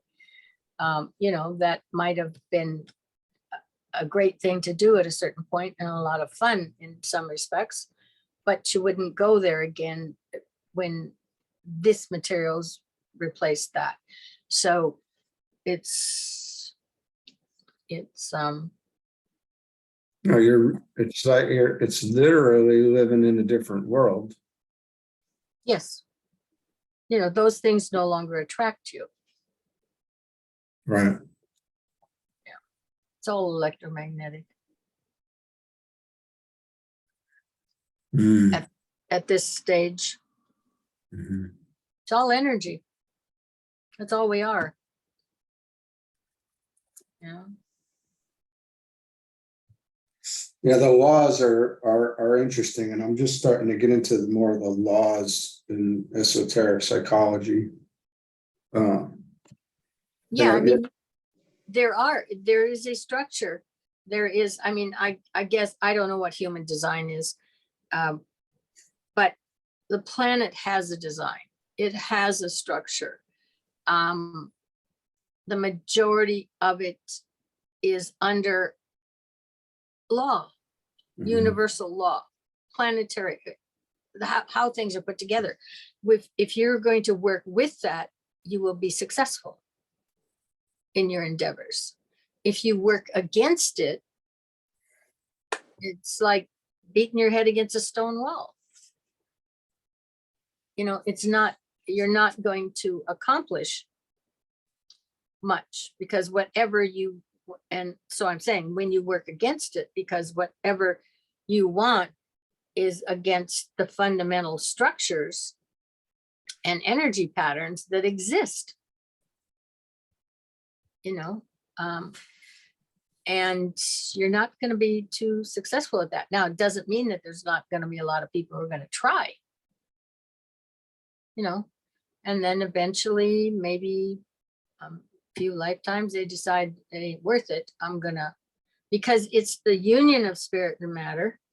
And when you get into the arguments that were laid out in the early centuries, the Nestorians and it was settled in the 4th century, but the arguments, he contended that because the big argument was either Jesus was born perfect and he's God, you know, or there was a union of man and the spirit, his Godhead, if you will, and that they were a union. And my will is thy will is the description of that one. In other words, you make union with that which is above you, and you decide to work with that energy in the patterns and the structures that are there, the what is. because when you hit the fourth plane, it is the what is. And you're now starting to see that come up when they talk about consciousness and that vector state collapse, that what's there after the collapse is what is, kind of thing. So we're starting to understand it, but it's not a house divided in that regard with our lower nature and our upper nature. It's after one of the initiations, all of the activities of the lower chakras shift and function through the upper chakras. So now you're not operating out of your emotional instinct at whatever you see. Your heart has to be triggered before your other parts of your body are gonna be triggered. Okay. Very The, interesting. the lower nature operates you to start with. Okay. And then it shifts after the third up, and it all runs through these chakras. This is what's driving the show. So prior to that, of course, your sexual attraction, but your gut feelings, and probably your need to feel it, okay, are all the drivers, the real drivers. And so, you know, that's the point. I mean, that is the big thing. It's your will and the will of that upper nature. I don't care if you call it God, the monad, whatever you want to call it. When you work in concert with that, then you are working with the laws that exist, that are the fundamental basis for the entire universe and all of its pieces, of which our solar system is one of those groupings.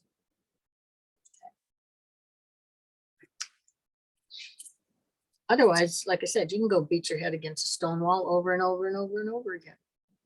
I think we do. I'm sure that most humanity does. Yeah. Because it decides it's got an idea, I want to do it this way, you know, and it's one thing when it comes to an inventor trying to invent something that he can see up here, but just has to get all the details right. That's one thing, but more often than not, it's individuals, you know, Well, DK says it's the, you know, the first stage is individuation. And that's, you know, that's a kind of hectic period, is coming to your own as, you know, self-assertion and recognizing your sovereignty, you know, for a minute there. And then, you know, that's a deep thing, I think, right? Well, it is, but I don't even think that it's until just recently, I have never really seen it marketed or talked about as your sovereignty. I mean, it's an assumption in our Constitution, for example. So the people in 1600 got the point. Some of them, at least, who put this thing together, is that they wanted their individual rights. Mm-hmm. In this country, we don't even understand that most other countries in the whole world don't have that. Mm. That in the final analysis, it's still, be it England, it's the crown, and then the crown was the same giver of rights in Australia and Canada, and it would have been us, except we said, no, we want our own rights, and we have our rights. They were given by God, and you, as a king or a queen or an emperor or whatever, or an established political body. Now we've gotten away from just one sovereign head for the most part. We get a political body.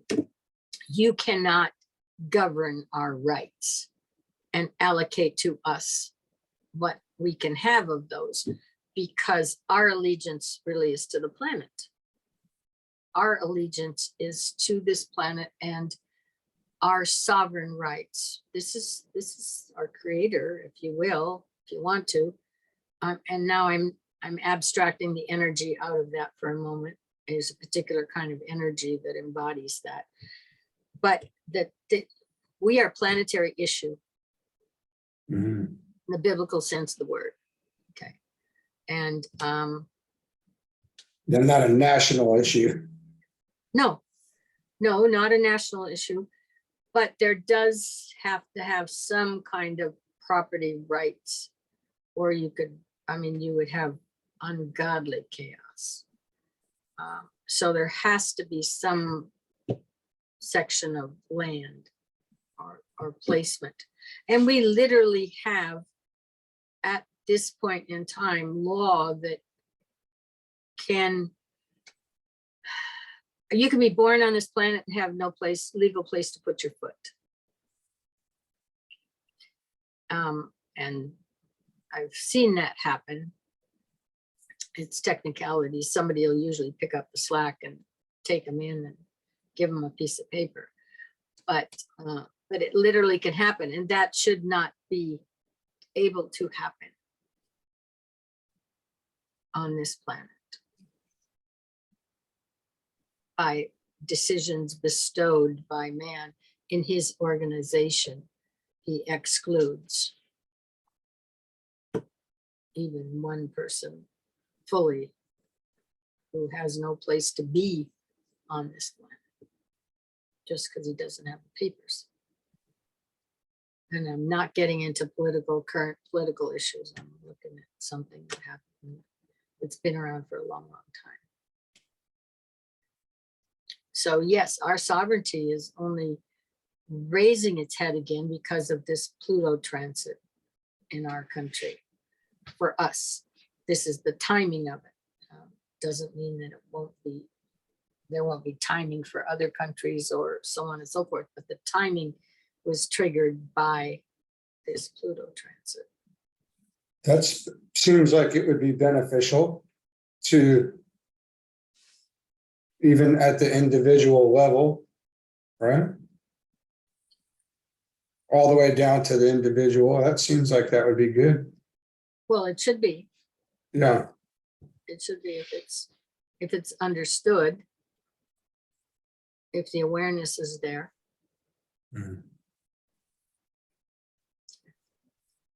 Yeah. But we are still a group. Let's put it this way. Let's assume for a minute that we mimic. And so we mimic the hierarchy. Okay, well, and so supposedly we're trying to do the same thing. You know, you've got a master who deals with that plane. And then you've got the individuals who are functioning on that plane of consciousness in different levels and processes. So I think there's an effort down here to mimic, okay, we've got one person, the head of something, and then we've got all of these beings who are, in this case, the landmass. And we're going to run you down here. That's it's not a perfectly transferable ideology, because on that level, upper level plane in those ashrams, you're talking with different level of energy. You've already got the evolution to that point. Down here, you just end up with forced. I mean, we've had, at least to date, reasonable freedoms. Some countries have never had reasonable freedoms bestowed upon them by their governments or their sovereign. And in the old days, the emperor was the son of heaven. In other words, he was the intercessor. He was the one who had to keep the gods happy so that the rain fell and the crops grew, and there was no chaos, and the people lived in relative peace while they were working. And the forces of nature were controlled by the emperor. That was his job. And if he didn't do his job well, they would kick him out and get somebody else who could talk better with him up there, you know, kind of thing. But he was given the right to rule over everyone because that was his job. As long as he did his job well, he had it. Okay. But he was supposed to be the son of heaven. So.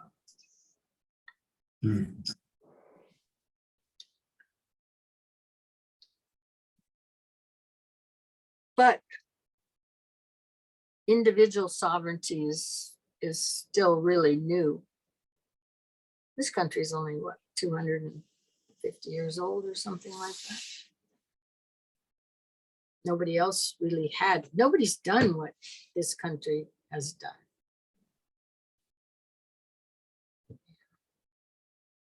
Put all of this different ethnic groups together and be able to live on the same landmass near each other. Not that there isn't a battle when a new group comes in, there usually is. There, you know, historically you look at each of the groups from Europe that came in had a problem, you know, integrating, not necessarily their own problem, just there were problems. But it got worked out here. Nowhere else was that existing in those times or in earlier times. And the European Union, which just allows you to travel without a lot of paperwork, so on and so forth, which is not the case at the moment, but was, is very young. So, yeah, it'll take a while to mellow out those groups. If We're a it's, melting pot. pardon? We're Yeah. melting pot. We're literally, you know. Yes, that's exactly what we are. But that is an experiment that has not been tried on this planet prior to America. It seems like there's a lot of forced growth from every direction, you know, in that.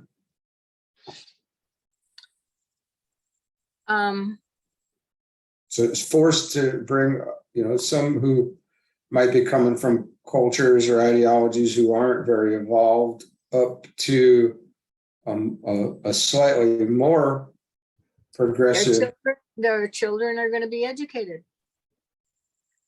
Yeah, and then it causes the ones who, you know, who are already here to kind of bend a little bit and soften up a little bit to, you know, and there's a lot, yeah. Yeah, no, it's a unique experiment, and we're going to find out if it worked or not. That's part of what we're deciding right now.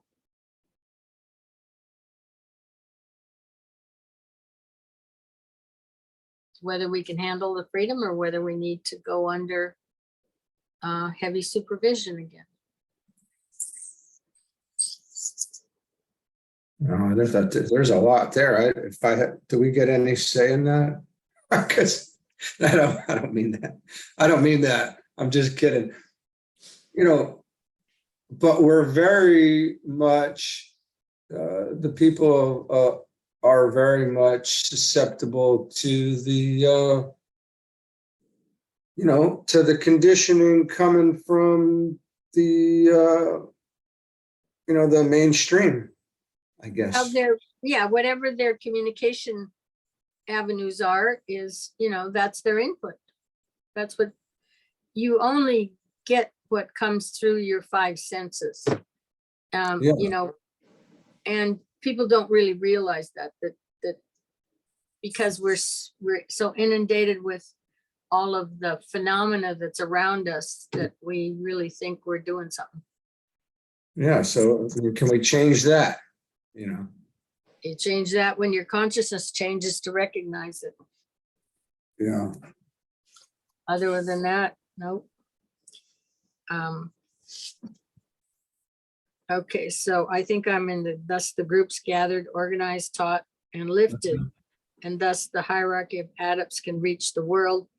There are many other uses, of course, but if the students will ponder on these three, they will make it possible for further uses to be imparted later. May I add that the sound is only truly potent when the disciple has learnt to subordinate the lesser sounds. Only as the sounds he sends forth normally into the three worlds are reduced in volume and activity, as well as in quantity, will it be possible for the sound to be heard and so to accomplish its purpose.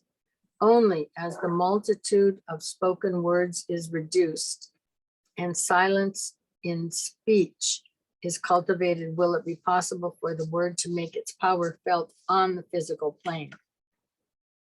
Only when the many voices of the lower nature and of our environment are silenced will the voice that speaketh in the stillness make its presence felt. Only when the sound of many waters dies away in the adjustment of the emotions will the clear note of the God of the waters be heard.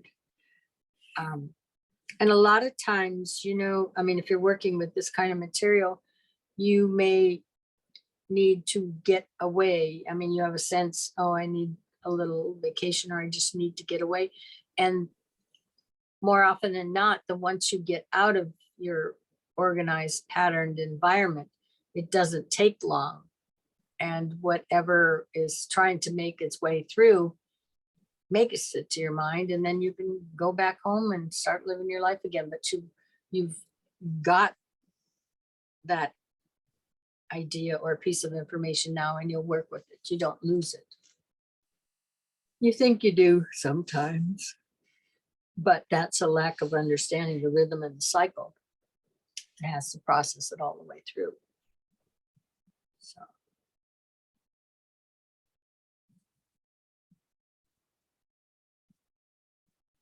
People seldom realize the potency of a word, yet it is stated, in the beginning was the Word, and the Word was God.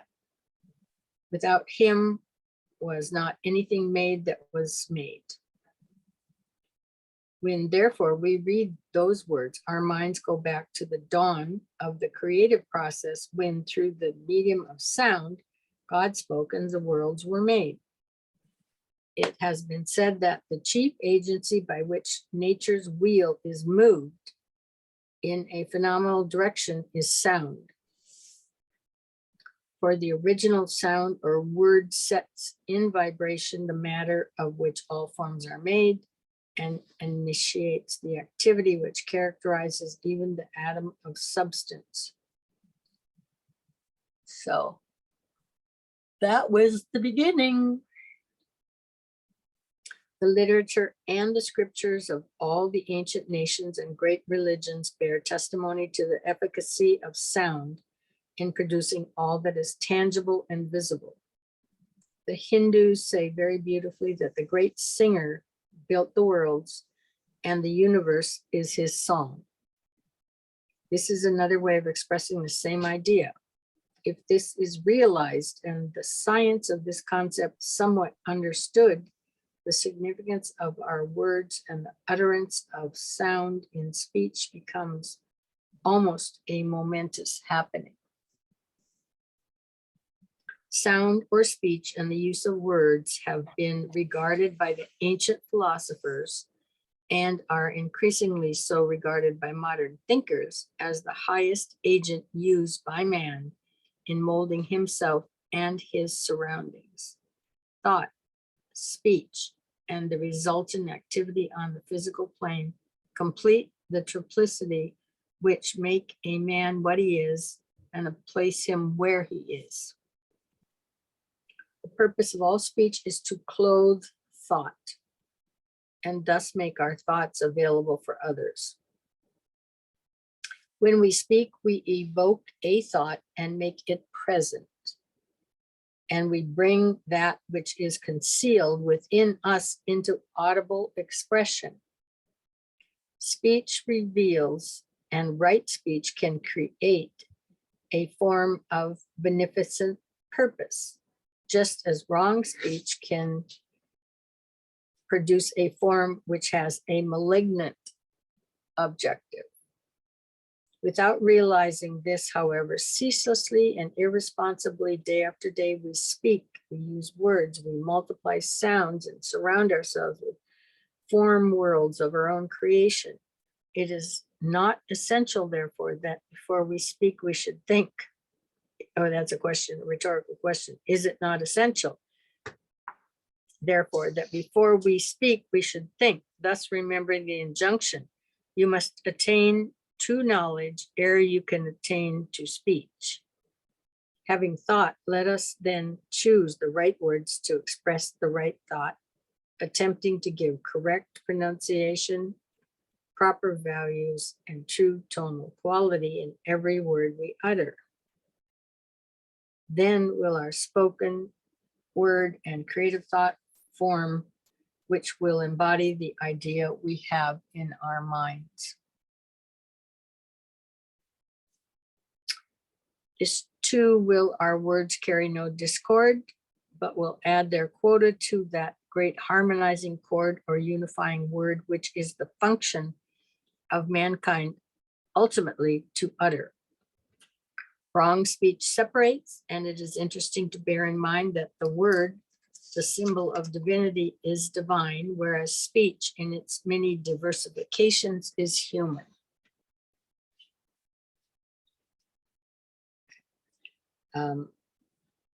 And that's why I always indicate you gotta look at who you're following or what you're studying and what the level of the source is.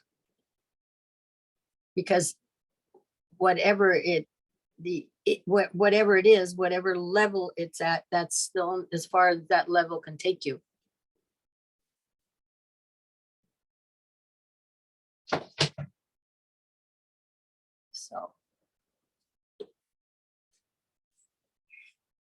So you need to be exposing yourself to people who have advanced through a number of these levels, because then you can be drawn up. And then hopefully not synthesized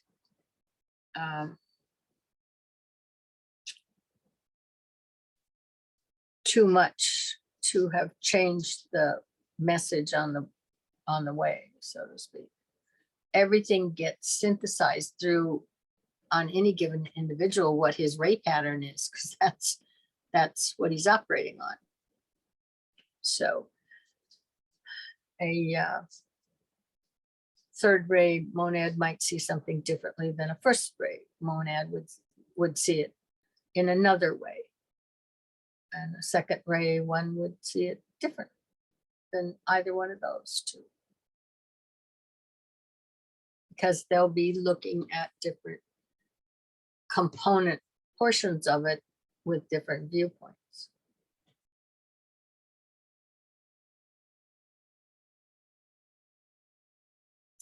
Yeah, I'm going to think about that one for a minute.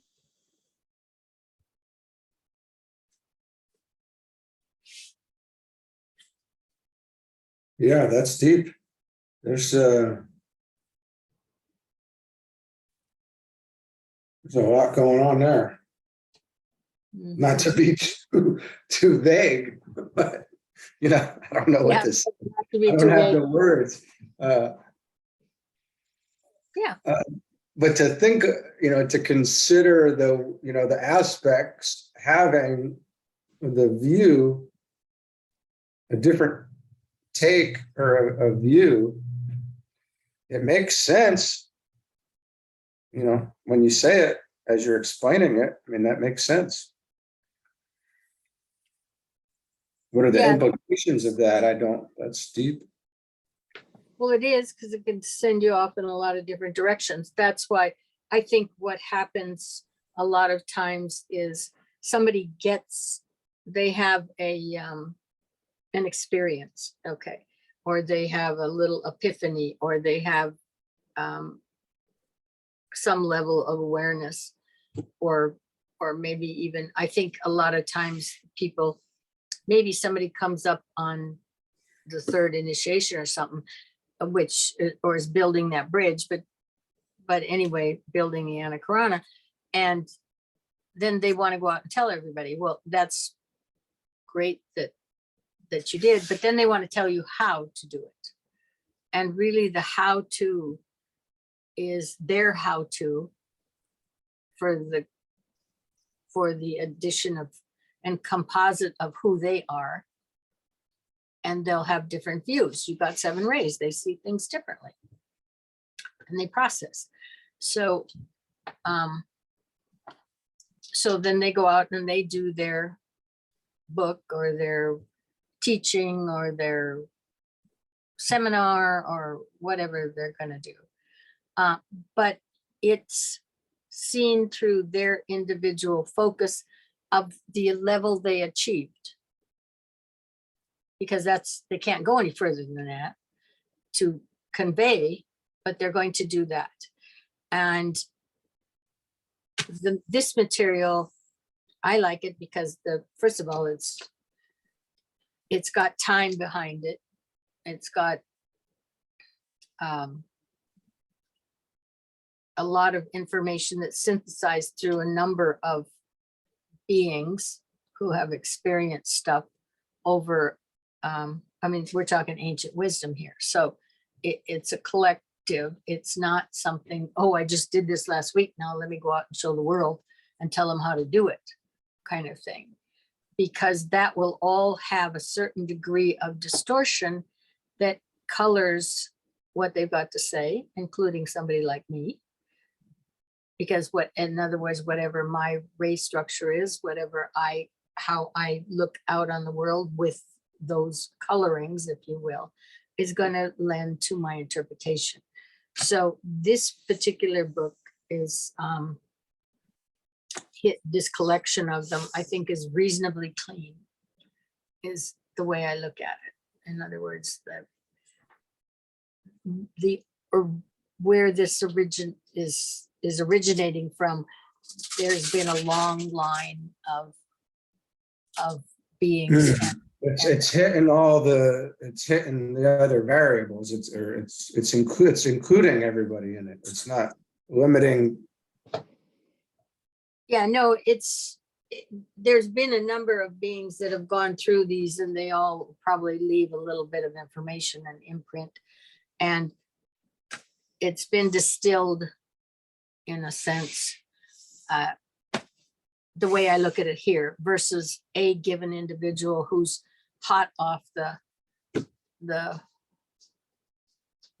experience they had, which they probably still haven't really got a perspective, because that's going to take quite a while. So to me, this is just there's been a lot of thought over a lot of time and a collection of information about this material that kind of distills it out and gives you a fairly clear picture of it, but then allows you to go on and do it your way. Nobody's gonna force you to do it this way or that way. So anyway.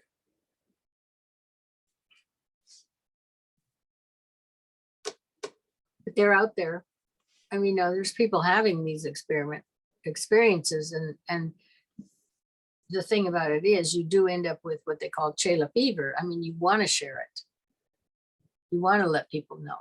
You want to help other people achieve the same thing. And you devise a system, but the system will be colored by your own coloring, if you will. And now I'm not talking racial, I'm just talking energy patterns.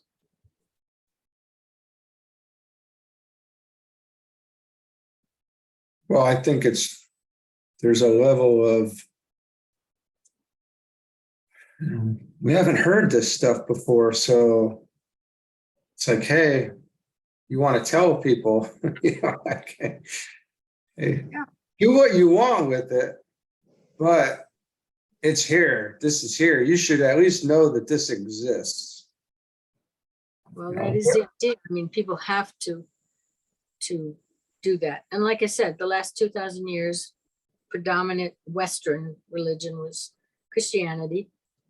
And it spread the word quite, I mean, they've got a pretty high representation across the Western world in almost every town. Some mode of dissemination, at least one church, if not a number of them, you know.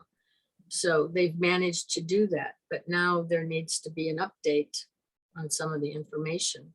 And an inclusion of some more information in the process. You know, I could see these books which go over, excuse me, everything that he demonstrated, but really didn't have time to elucidate on the technical stuff of how do you get there. I mean, I see people say, well, just, this isn't going to happen until you decide it's going to happen. Okay. All right. Well, if it was going to happen to them when they decided it, they would have already decided if they knew how. Right. You know, Pretty so simple. yeah, so that it needs to build in a little bit more of awareness into their consciousness with probably a little more structure. So these books give you the details of all of those 5 initiations that were demonstrated as to what the background is. So you can build that consciousness in there and have an awareness of what it's all about, you know, and what It the requires time, right? It requires time and that's for sure. then working through some, I assume karma, right? Some karmic issues that Well, are probably, but the journey itself is what they're talking about here. In other words, each of the initiations and talks about what the first one comprises, the second, and do. So at least you have the instruction book, the level of awareness of what has been transpired on each of these. I mean, I'm not so sure that we got a real good grasp of the birth being needing to be reborn means. I don't know that we got a really good grasp of what being doused in the water represents. And I don't think that the Garden of Gethsemane meant really conveyed, because that's that 3rd initiation, I think, all of the components of what was going on there. We got, I think we got a picture of the crucifixion, you know, they, and then you have the life everlasting, the resurrection. So they don't even focus on the resurrection, really. They focus on the crucifixion. That's the cross in the church and on the altars that have been there for most of the time. Some of them are changing a little now. So you don't, they should have the risen Christ in there with his arms wide open, embracing you all to come. Okay, well, that's not the case. That's not what they focused on. But they missed that point, as far as I can really see, other than you're going to be ensconced somewhere in heaven. But as far as that life, that's an ongoing life, and what you're doing there, other than listening to harps and angels or something singing, yeah, you missed the point. They don't even remind you of that all the time, I don't think, in a church. But you do get reminded that he was founded on a cross, because it's right up there in front of everybody. I mean, and that's death. We've been worshiping death for 2,000 years, and we've been killing a lot of people for 2,000 years. Every week. So, you know, I mean, now we need to be worshiping and looking at life. Right, right. The risen Christ. And when you Christ get, and then you- and when you get working on that spiritual triad, when you get to that level, that is life. In other words, you're involving yourself in more life, in extended life, because your consciousness is there. We don't even, you know, for him, for most people, life more abundantly just means more stuff. If I believe in him, I'll end up with a better job or more money or a nicer car. And that will be my payoff. Yeah, that's a travesty, that mistake, I guess. That's a pretty. But it's basically it. And the relatively young are running around, they're trying to manifest all the time. You know, the 20s, 30-year-old, they're going into groups to manifest and have more abundance. So we just read about the universal soul in rule 4 here, right? And as we come past that, and you know, we're all, you know, you talk about how it's all one, you know, and all. And then you know, this is on the higher levels of the mental plane, I assume, or it's all the universal mind. I'm sorry, universal mind. And that's up there on the highest levels of the mental plane. Is that right? Well, somewhere in there. I mean, there's different gradations of it, but so where are you going with this? You know at that point that it's one, and you know at that point that it's Christ in the many, and you that becomes part of you at that around there, right? Yeah, but it's always been talked about as being one. I don't care where you are in the ball game. I mean, after all, don't they figure that this Big Bang came on and that was one of something that's proliferated? It's not really in our experience yet below no, that. but it goes back. Science is now determining like the days and nights of Brahma. They figured that one out. That, in other words, this is going to come out. This is going to have its Big Bang. It's going to create this universe, but someday it's going to go back in and withdraw the whole schmear. And the days of nights of Brahma says the same thing. So it's infinite in that regard because it will come back out again. So the all one that I'm talking about is they started out indicating there's this monad. Okay? And from it, all the little divine sparks get shot off so that we are, like I said, chips off the old block, so to speak, that do this evolutionary thing and go back up. So when I say that's all one, I mean, it truly is all one, and it's all one always at every instant. It's just so big, we can't see it as the one, as one, because it's way beyond us to have the capacity to envision that. But for the entity that includes it all in its recording process, so it's fully aware of what's going on everywhere, this universe, if you will. And I'm just sticking with one universe as one monad, one source.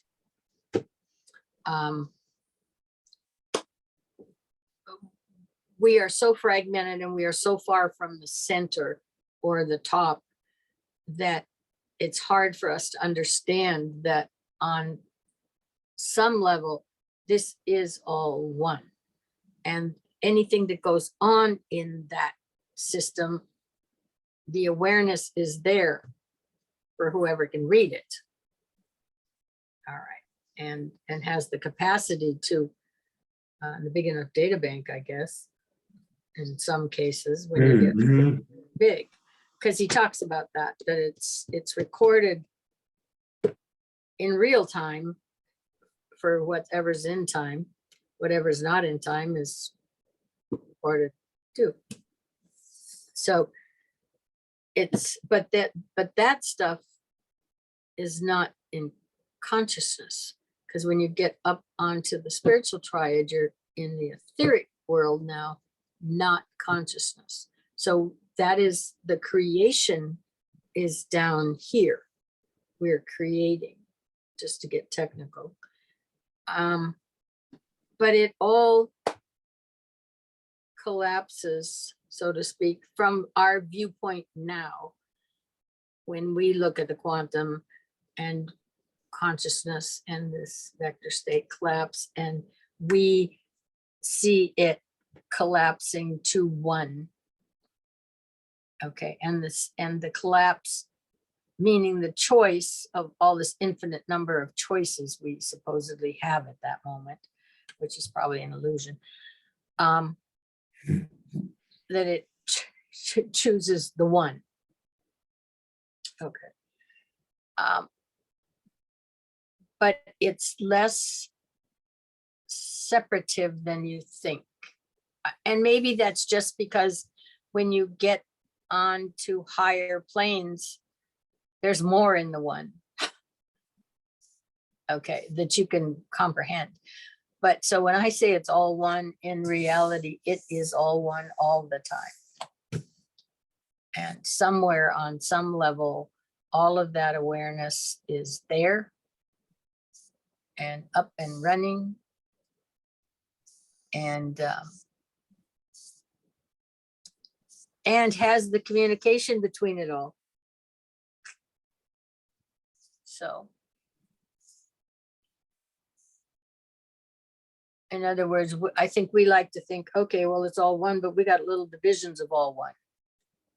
Now I'm saying somewhere along the line here, it is truly all one at all times. Just one. We're just not sitting in the chair of the one who can comprehend it all at the same time.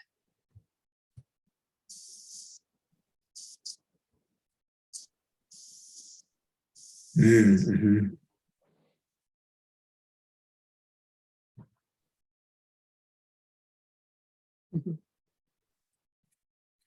That's good. That's Yeah, good stuff. There's a lot of it. It's probably time for us to wind down too. Yeah, it is. Yeah. So.